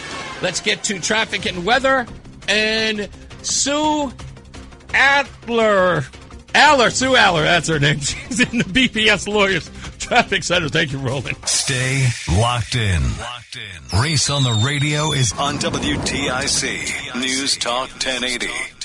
All right, Reese on the radio. We're here. We'll be back with Abby Wadsworth-Boretto in a moment. We'll talk to her, continue to talk to her, of course, about her foundation and what she's doing for better, and an opportunity for you to actually come to her event at Stadium 15. We'll talk about that with her and a whole bunch more about veterans, about veterans help, and how you can be a part of that at Stadium 15 coming up in the next couple of weeks. And we'll talk to her about all of that. Also, I want to take an opportunity. Let me see. Do I have enough time? Yes, I have enough time because I'm not going to have enough time later on.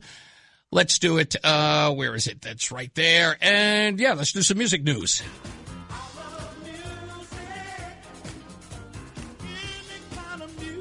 News. In music news today, let me see. I'm just going to put people here.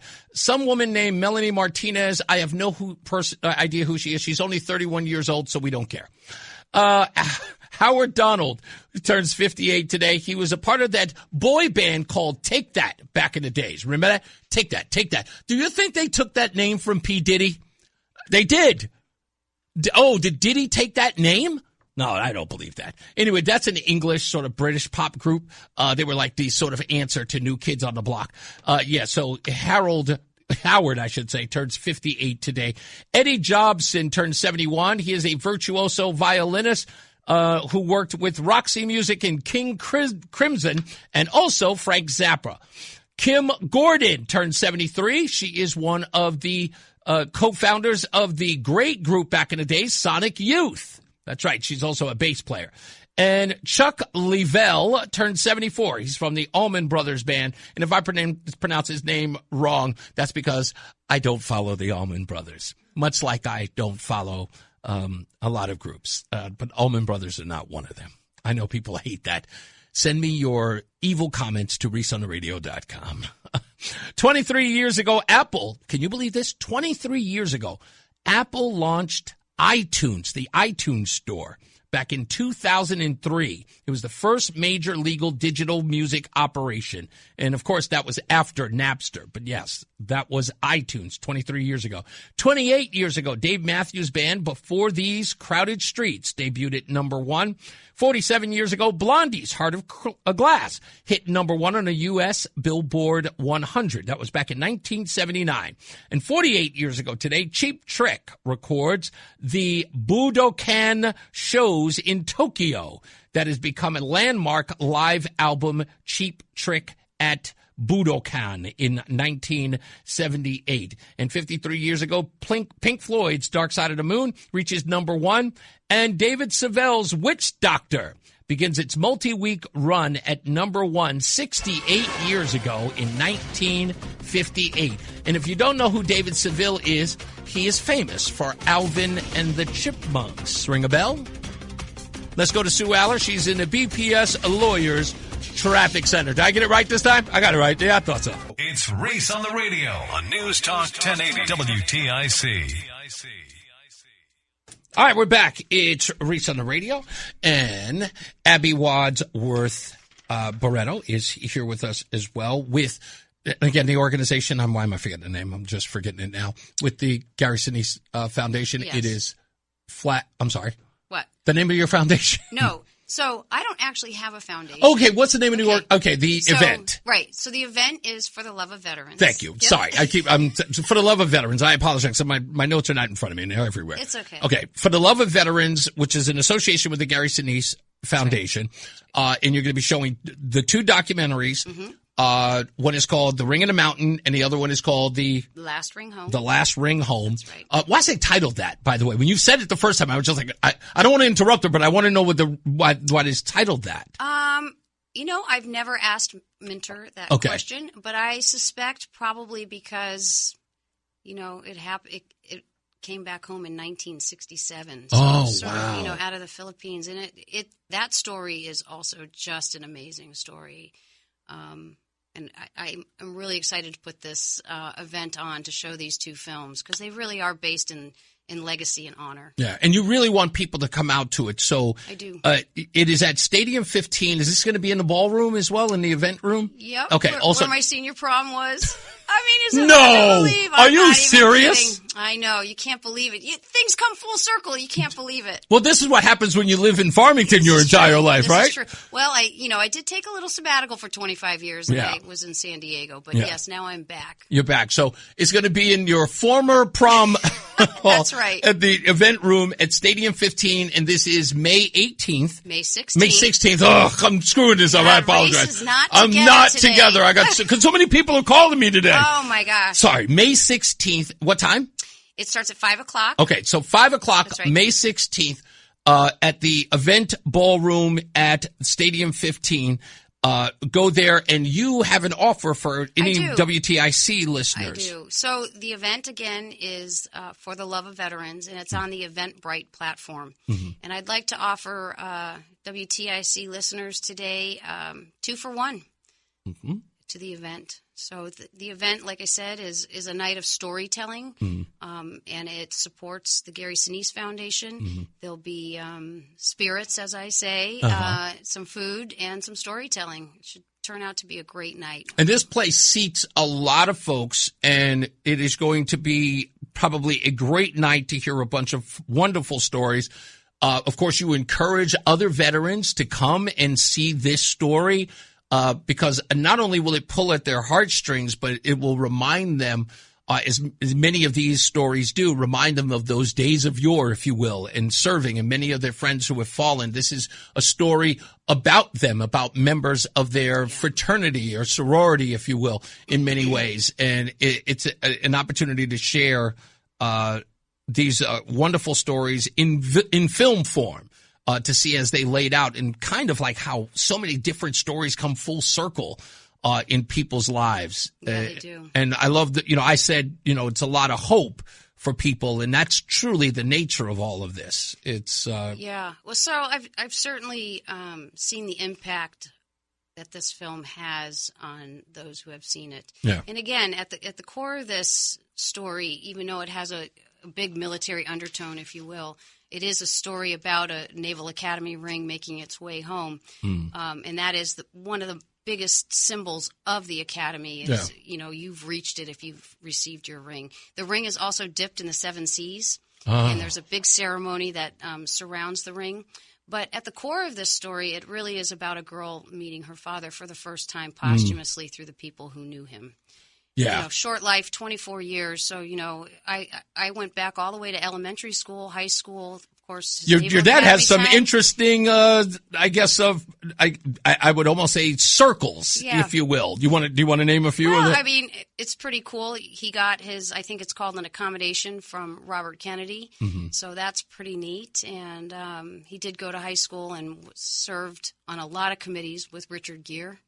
Which is, kind of a fun little piece of history and legacy for me. Finding that out about your father almost makes him pretty cool. I know. What's so funny is I didn't know that. And, there's actually a picture of my father and Richard Gere in People magazine. Really? Yeah, pretty funny. Yeah, it's a high school picture, And it's funny because that picture's always kind of been there. It's always been there, and I had no idea. And you had no idea. No. And I think that's why your story is so fascinating, and this documentary is so fascinating, is because all of this about your dad, the man you didn't know, and you are thinking, in essence, sort of died and existed in this plane crash, right?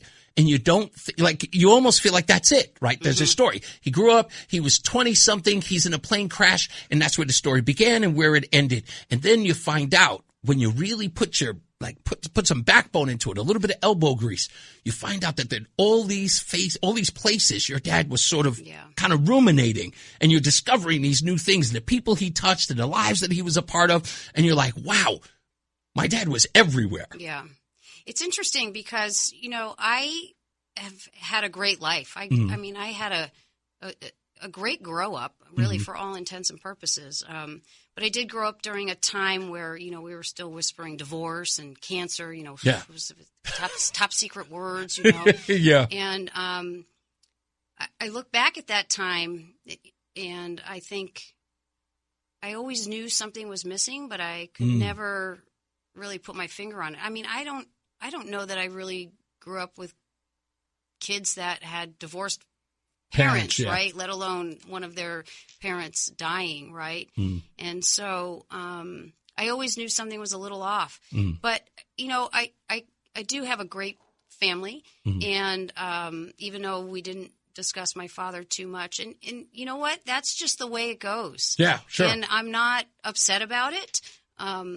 But once I started opening these doors, I mean, I even went to one of his high school reunions, and, the ladies were like, oh, Rick. Like, oh, remember he dated Susan? Oh, yeah, I was so, jealous of Susan, and things like that, But also his civic mind and his also philanthropic heart. He really documented his whole life. I'm so lucky he saved all of these things, which is so strange because I've done that through my life. So through this process, I have come to understand who I am. Yeah, that's the greatest part of this story is you, in so many cases, when you grow up without a parent in this way, you have these things about yourself that are unrecognizable to the parent or the family that you have. And you're asking yourself, where are these things coming from? Because we have a tendency to believe that most of this stuff is nurtured behavior, right? It's like, I had to get it from somebody who's in my life. You don't think it's nature.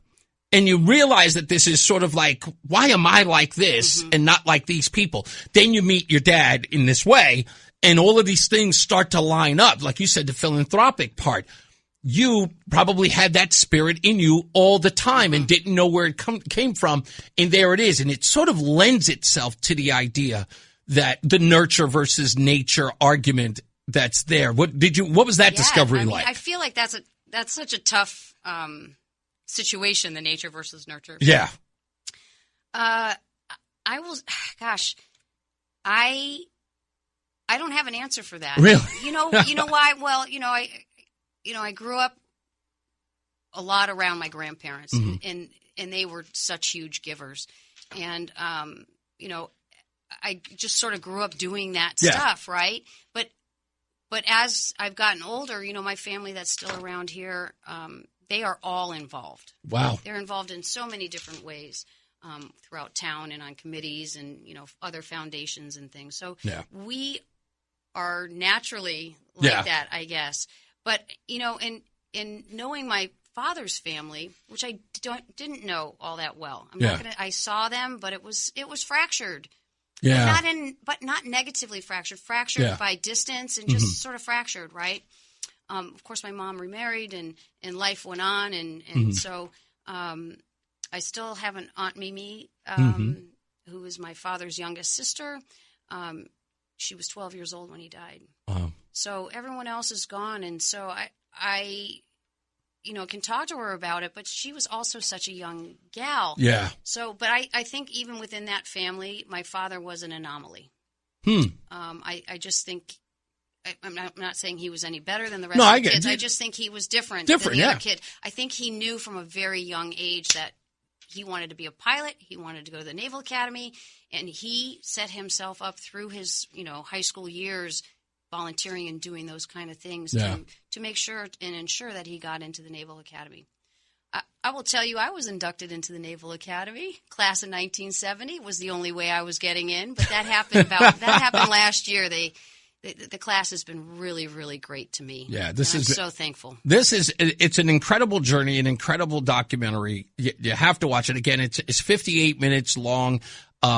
And it's slow in the sense of you get to learn about a place that a lot of people in this country know nothing about. I was like, where is this place? Like, what is it? And it looks like there was this part of the film I'm looking at, and I'm saying, like, is this place from, like, there's a movie ever been filmed here? Because it looks so remote. Like, you could only dream of a place, or Hollywood produce this place. It's magical there. It is magical, but the other part is like, who would live here? Like, who would ever be, like, invest in, like, hey, honey, this is where we're going to live. What are the winters like? Well, they can be killer. Well, it's like, 6 months dark. Yeah, 6 months dark. 6 months dark. And it's so, I don't know. Like I said, I don't know. Here, you discovered sort of, I think all of us sort of, in watching the movie, get to discover something. Mm-hmm. There's so much, just not just learning about your story, but learning about some place we've never been before. And that's the journey that's there. And your story, incorporated in what we're learning about this small little place, almost makes you want to find out more about the place. And that's what I find so brilliant. So I'm making sure I'm doing it right. May 16th, 5 o'clock, the ballroom in Studio 15 I just want to correct you that Dana will kill us if we don't say it's the Private Event Center. Sorry, the Private Event Center. You hear that, Dana? The Private Event Center. Private Event Center. And thank you to those boys. Those both Pete and Dana have been extraordinary in helping me launch this event. Absolutely. Yes, they have been. At Stadium 15, again, May 16th, 5 p.m. If you go to Eventbrite to go find out For the Love of Veterans. Right? Yep. I know. I'm figuring it out now. For the love of veterans, go to the Eventbrite site in order to purchase your tickets. If you are a WTIC member, it is a 2-for-1. So it means that if you are coming with a loved one, you want to bring a third person, there you go. You have an extra ticket for them to come out to the event to support this great organization. Of course, Gary Sinise, and if they are on board with this, they are giving it their blessing, and they are putting their back behind this event. So please go out and support. And plus, you get to watch 2 great movies as well. It's a double feature, folks. It is a double feature. A double feature. And come hang out with Abby, and I think you're going to have a great time. And you know what? Just for the love of it, you know what? I'll hang out. I'll be there. Yes, I've already will. seen the movies. Hey, come meet Reese. Yeah, there you go. Come meet Reese. Is he? He's the actual attraction. Yeah, well, I don't know about all that. Roseanne will be there. I know, Roseanne she's the actual attraction. Yes. We were talking off the air. I won't say what it's about, but I think what you talked about with you and Roseanne is a great idea. And if we get that started, and we'll talk about it in great detail. I mean, you and I will have a conversation. What I want to do is see if we can get people to come to that, and we'll do that as a free event where people can actually come, because this story is so much deeper than what is on the screen in 58 minutes. Yeah. And there's so many things that you can talk about that you didn't get a chance to do in the film that you want to share with so many other people who can connect to this story, who may have had a loved one who is lost, and sort of that disconnect between the child and their father, and the father they didn't know, or the service member that they didn't know. And there's so many other details that you can learn from that. So make sure you're there May 16th for the Love of Veterans with the Gary Sinise Foundation. It is at the Private Event Center at Stadium 15 at 5 o'clock, double feature. Go to the Eventbrite site in order for you to purchase your tickets. If you're a WTIC listener, it is a 2-for-1 bargain for you. And of course, myself, Reese on the radio, will be there. Abby Wadsworth-Boretto will be there. Roseanne and I, of course, will be there. And you'll get to also meet Dana. By the way, we can make Dana a celebrity. He doesn't like being a celebrity. He's a celebrity in his own mind. He's a celebrity in his own mind. It's all good. He definitely is. Anything that we missed that I need to sort of remind the listeners of, other than just come to the event? I'm going to say 2 things. One, give me a second to create the WTIC button, 2-for-1. Okay. I'll do that this evening. And, well, we'll talk. I'll bring it up another date so they can make sure that they can go to do it. I would hope you're going to mention this every single day. I promise you that I will. Does everybody hear that on WTIC? I promise you, I make sure I will commit to that. In fact, if you'd like me to, you know what? Have me introduce the film, and then I'll promote it as much as possible because I get to promote me. Oh, it's a double. Look at who's 2-for-1 now. Me. Yeah, I have an. I get you. Yeah, exactly. There you have it.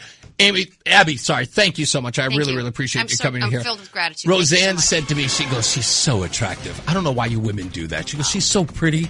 Wait until you meet her. She's so pretty. I'm like, can I look at her? Thank you, Roseanne. Thank you. Very, very kind. Let's get this. Sue Aller, she is in the BPS Lawyers Traffic Center. We'll be back. It's Reese on the Radio. From politics to news to music to movies and anything above the sun and outer space and beyond, it's Reese on the Radio. Damn, he's good. Only on NewsTalk 1080 WTIC. All right, we're back. It's Reese on the Radio, and we want to thank Abby Wadsworth-Boretto for coming in.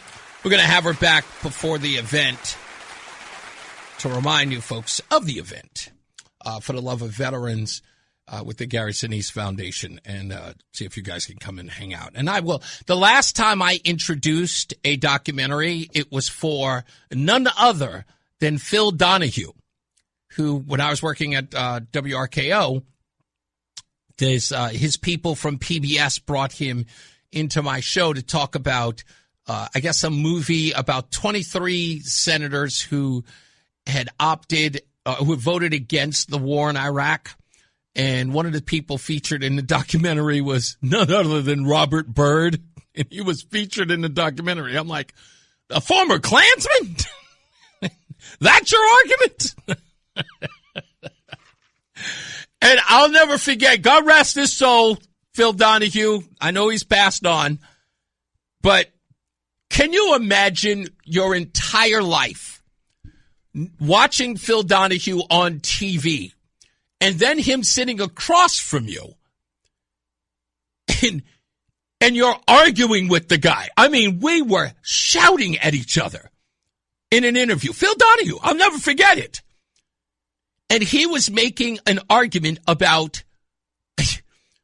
those who had been injured in Iraq and was talking very lovingly about Robert C. Byrd to me.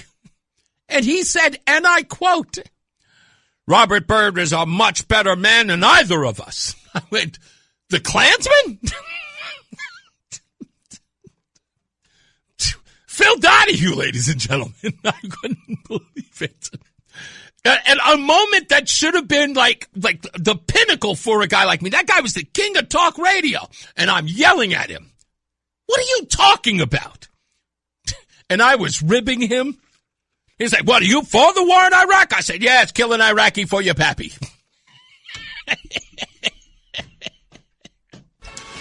Yes, I was a bit of a jerk. I can tell so many stories. Let's get another check of weather and traffic. Sue Aller is in for Mark Christopher. It's Reese on the Radio on News Talk 1080 WTIC. All right, we're back. Reese on the Radio, and as promised, the stupidest thing I read today, which, of course, look at me, I'm not ready for. It's so typical that I'm not ready for it. Here it is.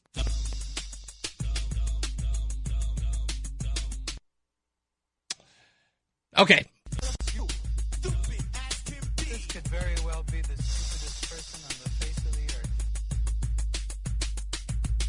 earth. Stupidest thing I read today out of Connecticut Inside Investigator. Headline: Bridgeport special ed teacher allegedly pocketed students' lunch money. A Bridgeport special education teacher is allegedly pocketing the change when his students, some of whom are nonverbal, buy lunch during weekly outings, according to several written complaints submitted by school staff and interviews with parents. The complaints also include more serious allegations, including failure to report student welfare issues and to the proper authorities, failure to address inappropriate behavior in the classroom, and leaving students sitting in the class with little to no instruction for long periods of time. Daniel Scully, a longtime special education teacher for Bridgeport Central High School, is purportedly under investigation by the school, according to emails obtained by inside investigators, but has not been placed on administrative leave, which is typical during human resources investigations, and continues working with the students who range from 14 to I guess it's 21, among other egregious allegations. Wait for this, folks. This is good. Among other egregious allegations is that Scally has been shortchanging the students and their lunch money during weekly field trips. Generally, the students would go on 2 field trips per week. According to parents, on Tuesdays, they would typically volunteer at a food bank. And on Thursdays, the students would go to a store purportedly to gain life skills and experience functioning in public spaces. Following the Thursday trip, the students would get lunch at a fast food restaurant. In advance of these outings, Scully would send a letter home requesting that parents send $10 to $15 so their child could pay for lunch. But both parents and the staff complaints allege that the lunches cost less than Scully, and Scully keeps the change. With roughly 20 students, that can be substantial. Tamika Lemus says she brought in her autistic daughter, Dominique, from the Mississippi to Connecticut school district because she was regressing in the Mississippi system.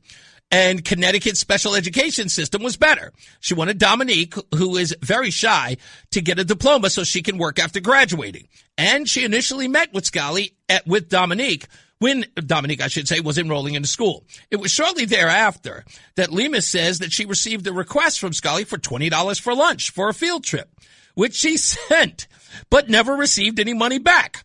Furthermore, Lemus says that Scully was asking her for twice as much money as other parents, which became a point of contention.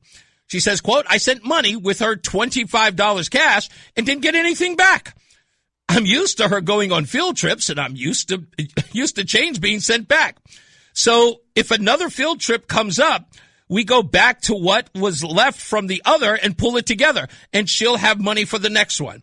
Scully, she says, would gather up all the money and purchase for the kids' meals, and he would literally buy them the cheapest things on the menu, pay for it, but never send the change home to the parents.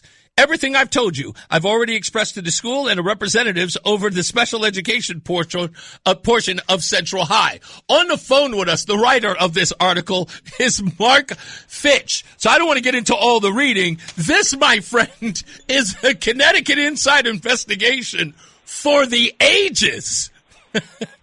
I am so impressed by this. Well, thank you for having me on, Reese. Yeah, I mean, it was... I guess it's for the ages. I don't know. It was one of those things when I came across it, I was like, I can't believe I'm actually having to write this. No. You know, it was just, but, you know, in talking to the staff members, in talking to the parents, you know, who are all trying to do the right thing. And, you know, these parents, you know, a lot of them don't have much money to send along. And still they try to take care of the other students in the class who really don't have enough money. You know, everybody was trying to do the right thing, and it was just, you know, seeing this happen or, you know, this allegedly happening, it was just too much. And I was like, okay, we have to look into this a little bit more. There are so many other things that are going on here that involve this teacher allegedly that are just, I mean, it seems like this guy is almost picking on special needs kids. This is like the worst kind of teacher in all of this. And I equate him to that character in the movie Something About Mary, played by Matt Dillon, you know, who's, you know, very disrespectful and mean to the special needs kids that in the school that Cameron Diaz's character is in charge of. Like, he's a very disrespectful and dismissive guy. This guy meets every one of those ridiculous criteria for someone who's absolute scum in these allegations. Well, it just, you know, what I kind of gathered, I mean, aside of the money issue, which I think is egregious. Right. It just seemed like he'd given up on trying, and there was little supervision over, you know, what he was doing. And it seemed like, you know, the paraprofessionals in the classroom were doing the bulk of the work. And, you know, Bridgeport's special education system has had a lot of problems. Yeah. A lot of formal complaints submitted against it.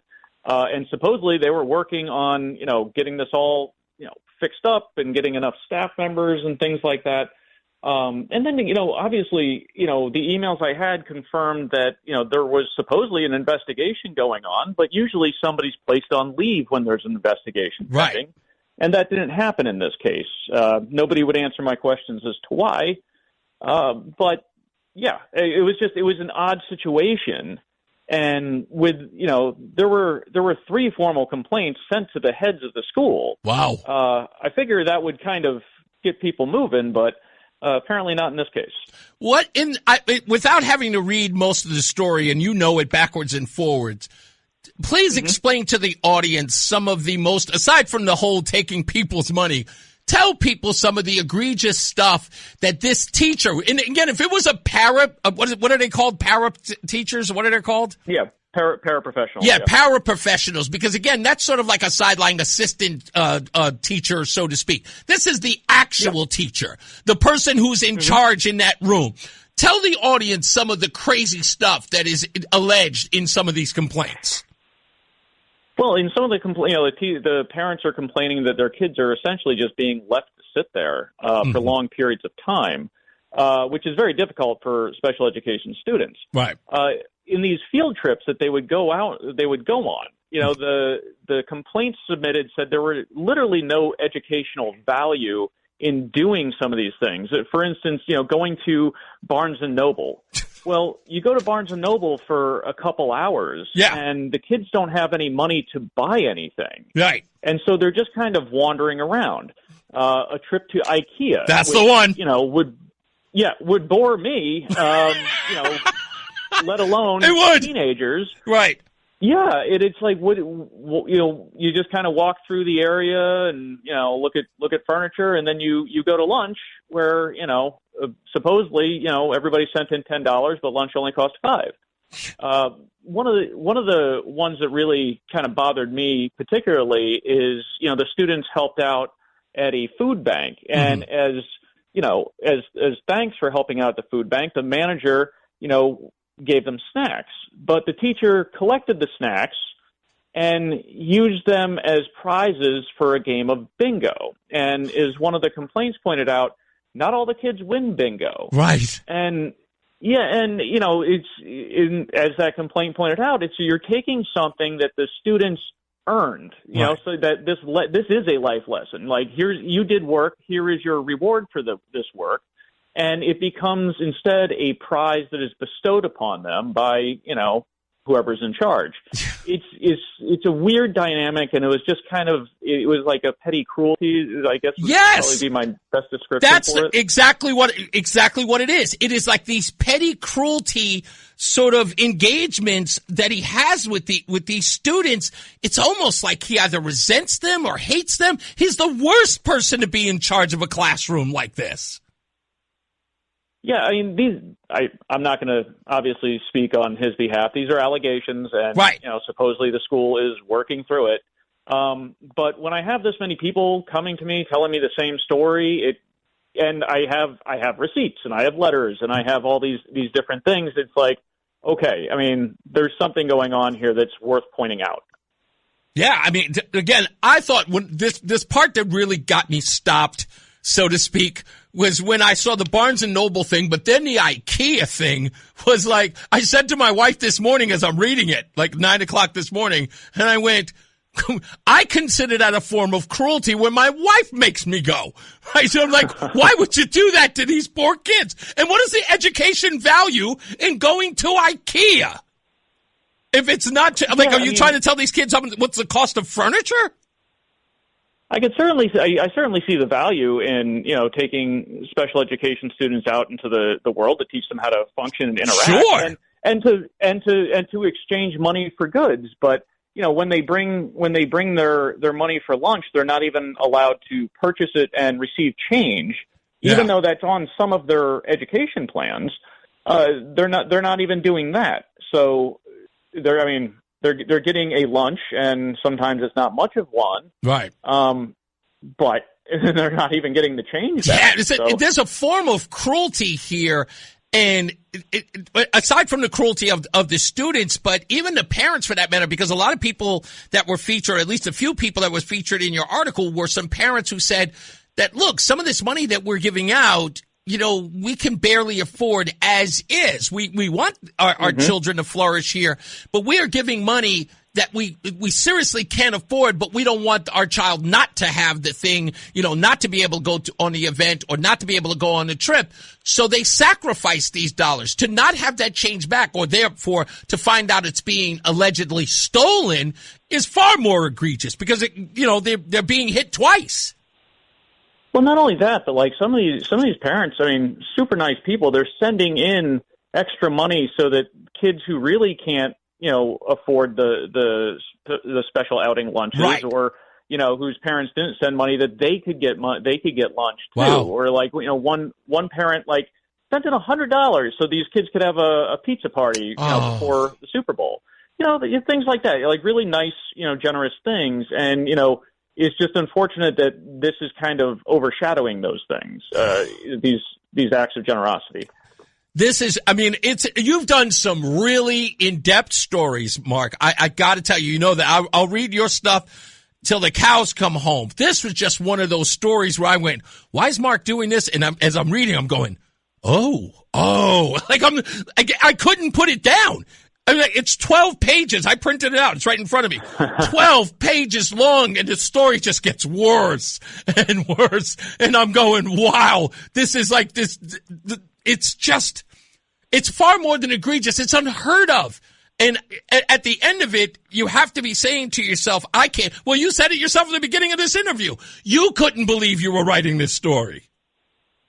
Yeah, it's just one of those things that's like, all right, I do a lot of work about, different forms of, corruption, theft on mass scale, when it comes to, some state practices and things like that. But, to me, it's this kind of little thing, like, oh yeah, it's $100 or something like that. But to me, that's kind of bigger and worse at the same time. Yeah, there's a lot going on in this case.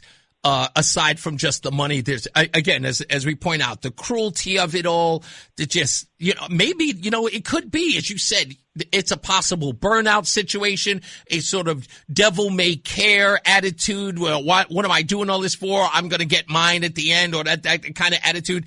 It's really, but I just can't get over the amount of cruelty that is in this story. Alleged, nonetheless, but it just paints a very, very dark picture in an already serious issue with special education and education overall in the city of Bridgeport.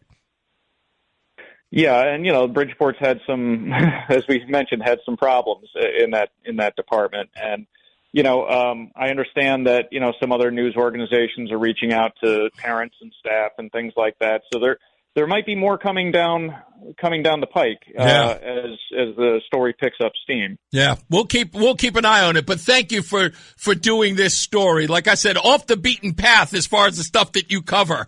But this was great stuff right here. I couldn't put it down. You.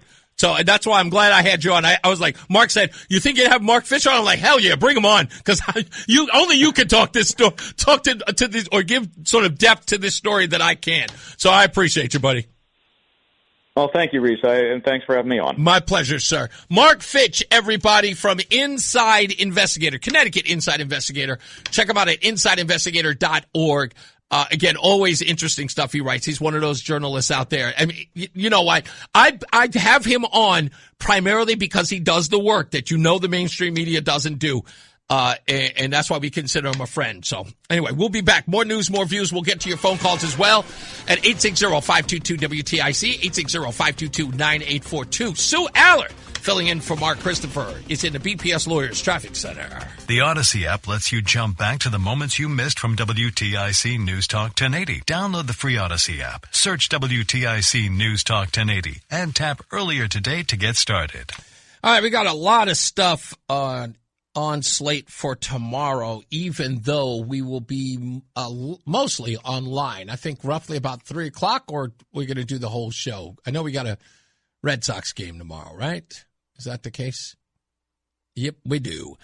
3 o'clock, yes. So, but we do have some guests, so make sure you check us out. If you want to watch the video live, you can go to reasonoradio.com. No, guest. Oh, that would have been a Freudian slip if I had said that. Especially considering our conversation a little while ago. This, again, we got guests tomorrow. If you want to check it out online, go to reasonoradio.com so you can watch it live. Of course, all the links are there for X and for Facebook as well as YouTube. So you can watch the show online. Our guests will be two gentlemen, and I know I mentioned them yesterday, so I'll mention them again today. Carl Chisholm, who is the Department of Transportation's union rep. He'll be here at 4 o'clock, followed by David Ferraro, who is also with the DOT at 4:30. And we're going to have a conversation with both of those gentlemen about highway safety. Last week was Highway Workers Awareness Week. We're going to tell you about a whole bunch of things that you can do to not just keep these men on the roads and on the highways safe, but also keep yourself safe. Believe it or not, these fatalities don't just affect them. They are not just the victims of a lot of the stuff that's going on in these construction or highway construction sites. People lose their lives a lot as well. We're talking about you and everybody else. And so they are here to talk about some of those things that you can do. There's also a report out, and we'll also give those details tomorrow. There are going to be speed cameras in a lot of these locations in and around Connecticut. And interestingly enough, these cameras are going to be at construction sites to monitor the speeding that's happening at these locations. And the fines will, I believe, start at about $50 and then increase thereafter. And you'll get them mailed to your home, or at least the registration of the car that you're driving, if it indeed isn't yours. So be it company owned or your wife's, something like that. So we'll give you those details as well during that interview. So check us out online, WTIC.com, download the Odyssey app, or you can check out the show, watch it on reasonoradio.com. All right, so stand by for that. And then we'll wrap up the show with your phone calls when we return. 860-522-WTIC, 860-522-9842. Sue Aller filling in for Marc Christopher. She's in the BPS Lawyers Traffic Center. What's up, everybody? You know who it is. You know who it is. You know who it is. It's Reese on the radio. Frederick Douglass of the 21st century. It's WTIC News Talk 1080. That's weird. This computer oh, there it is. That was weird. This computer literally shut down out of nowhere. Oh, yeah, it's doing it again. Must be. Oh, that's bizarre. Anyway, we're back. Reese on the radio, WTIC News Talk 1080. Hey, you want to win a chance to go to the 11th Commandment Republican gubernatorial debate with candidates vying for the Republican nomination? Not dying, vying for the Republican nomination. It's on May 7th at 7 p.m. at the private event room at Stadium 15 in Farmington. The debate will be live on the air, but you can be there in the audience, you and a guest, if you call right now at 860-522-WTIC, 860-522-9842, and you can win a shot to be there. The WTIC 11th Commandment Republican gubernatorial debate is sponsored by AARP Connecticut. Now let's get to the phones real quick. Let's go to George real quick. Hello, George. All the way in St. Louis. Where you been? Hi, Reese. I'm fine. How are you? I'm great, sir. I want to address this 8647. Of course. Comey response and the Jimmy Kimmel widow joke yes. that was made against Melania. Which one do you want to do first? All of these are do you remember conditional responses? Yeah. In psychology that come under Pavlov's dog experiment. Do you remember that? That doesn't ring a bell. Pavlov's dog. Yeah. This is what the left wing is doing. They're training you to hate Trump. Mm-hmm. Little things that are going on in the media. are training you to hate Trump. The Pavlov dog experiment was where the dog heard a bell and it would immediately get hungry. Mm-hmm. And in other words, these are responses. These are responses that the media, the left-wing media, is expecting of you. Yes. They're training you. These are all conditional responses. The media has been training you for probably the last 10 years. It's the same thing that's invoked when they run commercials. Okay. Yeah. It gets your appetite up, and these are all conditional responses. And I'm saying you're being brainwashed. Can I play the Nancy Pelosi? Media? Can I play the Nancy Pelosi bit that sort of sure. explains it? This is her talking about exactly as you describe it. Again, taking no responsibility. Oh, why is it? Intent saying something that's going to lead to something dangerous, but we cannot take responsibility for the minds that are out there and how they hear it. So she says, there's going to be some people. It's like, but we can't control what these people do. We're not responsible for what they do. They know exactly. That's why she came up with the idea of the wrap-up smear. She puts the information out there, you report it, and then we say it was reported in the news. So the point I'm making is be aware of what they're doing to you, and it's brainwashing. And always be aware that this is the Democrat Party. Indeed, it's brainwashing. Now get to the Jimmy Kimmel thing, so I want to get to another call, but get to the Jimmy Kimmel thing. Hello? Yeah, I'm still there. Oh, okay. Yeah, I'm saying it's the same thing. Oh, that's the same. Oh, you were saying both of them, and it's the same thing. Okay. What about? Oh, did you want to talk about the Comey thing? Are you saying the Comey thing was the same deal? It's the same brainwashing. Okay. 8647 is all tied together. In other words, now that I've given you instructions, go kill Trump. You now that I've given you instructions, go kill. The response is go kill Trump now. Yeah. And you're absolutely right. Thank you, George. Good to have you back. Let's go to Steve in Meriden. How are you, sir? Formerly Silver City, now the $3 million bridge to nowhere. This is for you and Roseanne.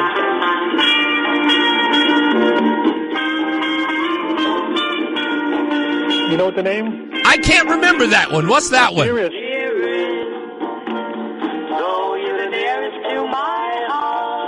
Why? That sounds familiar to me.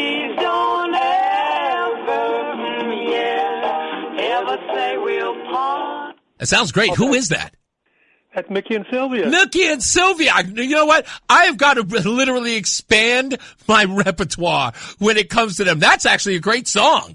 Thank you for that. That's better than Love is Strange. That's why I said to you the last time I'm going to play this the next time I catch you. You got it. And while I was looking for it, I went through all my records. I couldn't find David Seville and the Witch Doctor. Oh, yeah, because I was mentioning that in music news. Now I've got to find that song. I found Clarence Frogman Henry, Don't get me started, because if I play that, I am going to be so censored everywhere, and they will come after. No home. I ain't got no home. I love that song. Thank you. I've been going through my records, like I said, and I was looking for the Witch Doctor song. Steve, we got to get together to go through your record collection, man. I'll tell you, I got a million of them. Thank you, buddy. Hey, catch you later. You got it. You got it. Too. Thank you, sir. Tony is in East Hartford. Hello, Tony. Hi, Reese. How are you? I'm good, sir. What's up? Hey, I just want to let you know, before your show came on, I heard on TIC that Ilhan Omar, in a speech yesterday, called World War II World War 11. Yes. That was the best. I'm not going to lie. It was the best self-own known to man to see her say World War 11. I'm going, what? And my favorite part was that somebody said that Ilhan Omar graduated from the Leering Center. It's one of those things. And again, you know what? When people who support her get mad for laughing at her, you know that everybody did a face plant. They do that. Their hands went straight to their forehead and just went, oh my goodness. This is who they depend. We're not supposed to call this woman a moron, but guess what? You know what? We won't. We won't call her a moron. We'll just play the videotape. That's what. Thank you for making my day and reminding me of that little ditty, because that was beautiful. You got it, Reese. Thank you, man. You got it. Let's go to blah, blah, blah, blah, blah. I'm going to take Jeff in Marlboro right there. Hey, Jeff, how are you? Hey, how you doing, buddy? Long time. Hey, long time. What's up, big guy? Yeah, so you ever seen that movie Men at Work? I know you're a movie guy. Hell yeah, Men at Work, Emilio Estevez, Keith David, Charlie Sheen, and I can't remember who the other person is in that movie, but I love that movie, directed by Emilio Estevez. Is the black dude Keith David? That's right, Keith David, because the other actor who's the white guy's name is David Keith. Okay, so that dude from Men at Work, remember you were talking tonight about something about Mary? Yes, he's in that movie. Yeah, I just want to say, how'd you get the beans above the franks, man? Classic line. Also, another classic line in Men at Work is when he breaks the fourth wall and he goes, "Rent-a-cops. I hate rent-a-cops too." I know that movie. I've seen that movie 1,000 times. That's still one of my favorite Charlie Sheen movies. Yeah, that was me and my brothers growing up. You know, I love that line when they're doing trivia, and he says, "What is a phrenologist?" Phrenologist, and it turns out that phrenology is a made-up science. Yeah, well, it was. Yeah, way back in the day. But I love what he says. Yeah, he studies and examines the lumps on your brain. Yeah, but the first funny line he says, I can't repeat on the air. Oh, yeah. That's right, because that's what he originally thinks it is. And you know what? That movie introduced us to the golf clap. Yeah, that's right. I know that movie forwards and backwards. You can't stump me on that movie. I know that movie backwards. I'm telling you, that was one of my favorite movies back in the day. Yeah, we can't always talk politics. I love the lighthearted stuff. Me so too. When you talk about movies I like, I love to phone in and just talk about it. Thank you, man. I must have seen Men at Work 1,000 times. Yeah, it's such a good movie. If you can catch it stream, please watch it. It is hilarious. Thank you, buddy. Have a good one. You got it. Evan is in Barkhamsted. I can never say that darn town's name. What's going on, Evan? It's the only town in the country with that name, weirdly enough. So I am ready and willing to accept the outrage from you and the callers today about violent political rhetoric. Okay. But second, you or any of them call out Trump for doing literally the same thing. Okay. If Trump has ever called for the death of anyone, I will absolutely condemn it. Give me the scenario where he called for the death of an individual. Reposting, literally, people calling for the death of his political opponents. No, there's a post where he reposted the death of his political opponent? It was a repost that he reposted something on Truth Social. This was maybe 2 or 3 months ago. Okay. Calling for the death of his political opponent. Who's the political opponent? Or was people in Congress? Oh, it was a generalization that Trump called for the death of? Yes. Okay, you're going to have to be more specific. Yeah, I condemn it. I condemn it without knowing it, but you're going to Evan, come on. You know what the deal is on this show. You got to come with the evidence. You can't just say he did it. I condemn it if he did. Just Google what would be good evidence for you? Happy to provide it. Just the actual post. Just with the post and the exact quote. That's all. Yeah, do you want me to email it to you? Of course. Of course, you can send it. In fact, just send me a link to it. Go to ReeseOnTheRadio.com and send me the link. I'll be happy to look it up. And I will come here in evidence and say, damn, if Trump said this, okay, you know what? I condemn it. But I will say this, on par with what the argument is here, Evan, and this is important. You know, I keep arguing about the whole two sides thing, right? And I'm saying I don't want to have a conversation about the two sides. What I'm saying to you is that just condemn it because you know it's wrong. If you're making an argument, if you're making an argument about its two sides, you're avoiding the most important part about this conversation. It's condemning the violence. I don't need you, I don't need a two sides to this. I need you to condemn the violence, full stop. Forget all that. Will you acknowledge this and that? I'll go through all of that. But if you want to start having compromises, I've got 10 of them for you. And if it's so important, and I'll say this to you, Evan, if it's so important to you that you need me to condemn Donald Trump, what are you going to give me in advance? What are you going to give me as any reciprocity? Will you acknowledge that? Literally anybody on the left who has done similar things. No, I want something else. I will condemn them right this second. No, I want something else. Go for it. What do you need? Okay, I want you to say that there are only two genders. But that's not a fact. Oh, see, it's a compromise, sir. It doesn't matter whether or not it's a fact. Yeah, there's not even two sexes. There's multiple sexes, like intersex. It's a compromise. Can you make the compromise? No, because one's a fact and the other so isn't. That you see my point, right? You're saying, hold on. No, listen to me, Evan. I'm telling you exactly what we're having here. You said, I need you to condemn Donald Trump and the stuff that he says about Congress, right? You didn't give me any evidence of it. You said he did it. And guess what I did? I willingly said, okay, if he said it, I condemn it. Now I go, tell me there are two sexes. And you go, well, I can't. It's a compromise. No, you said two genders. Two genders. Fine. Two genders. I said, say that give me a compromise that there are two genders. Guess what? I'm not asking you to go out there and say emphatically or even believe it. I said, give it to me. Say, there are two genders. And you can't do it. Because why? Because again, words are deeds, right? They're not just... You're equating apples and oranges. No, sir. No, I'm not. Something that isn't factually true, and you just want me to... So should I say... Biden is Hitler the second coming? No. I'm giving you a few compromises. How about this one? How about late-term abortion is not health care? Can you give me that? Late-term abortion is not health care. Well, in some circumstances, it is. If the mother's going to die. It's a compromise. You're not going to stop an abortion, Evan. I'm not asking you to go to the hospital and yank out a baby and revive it. I'm asking you to affirm... I'm asking you. Late-term abortion sometimes is health care. No, that's a fact also. Do you understand that if a body dies, if an individual dies, that is not health or care, right? So that's my point. My compromise to you is when the mother's going to die. Evan, I'm about to end the show, but this is a compromise. I will say Trump is wrong for saying that, and then I want you to say late-term abortion is not health care, and you can't even do it. Yeah, because it's not true. There you go. That's my point. Trump didn't. I could have had that argument with you by just saying that Trump didn't do it. I could have had that argument with you.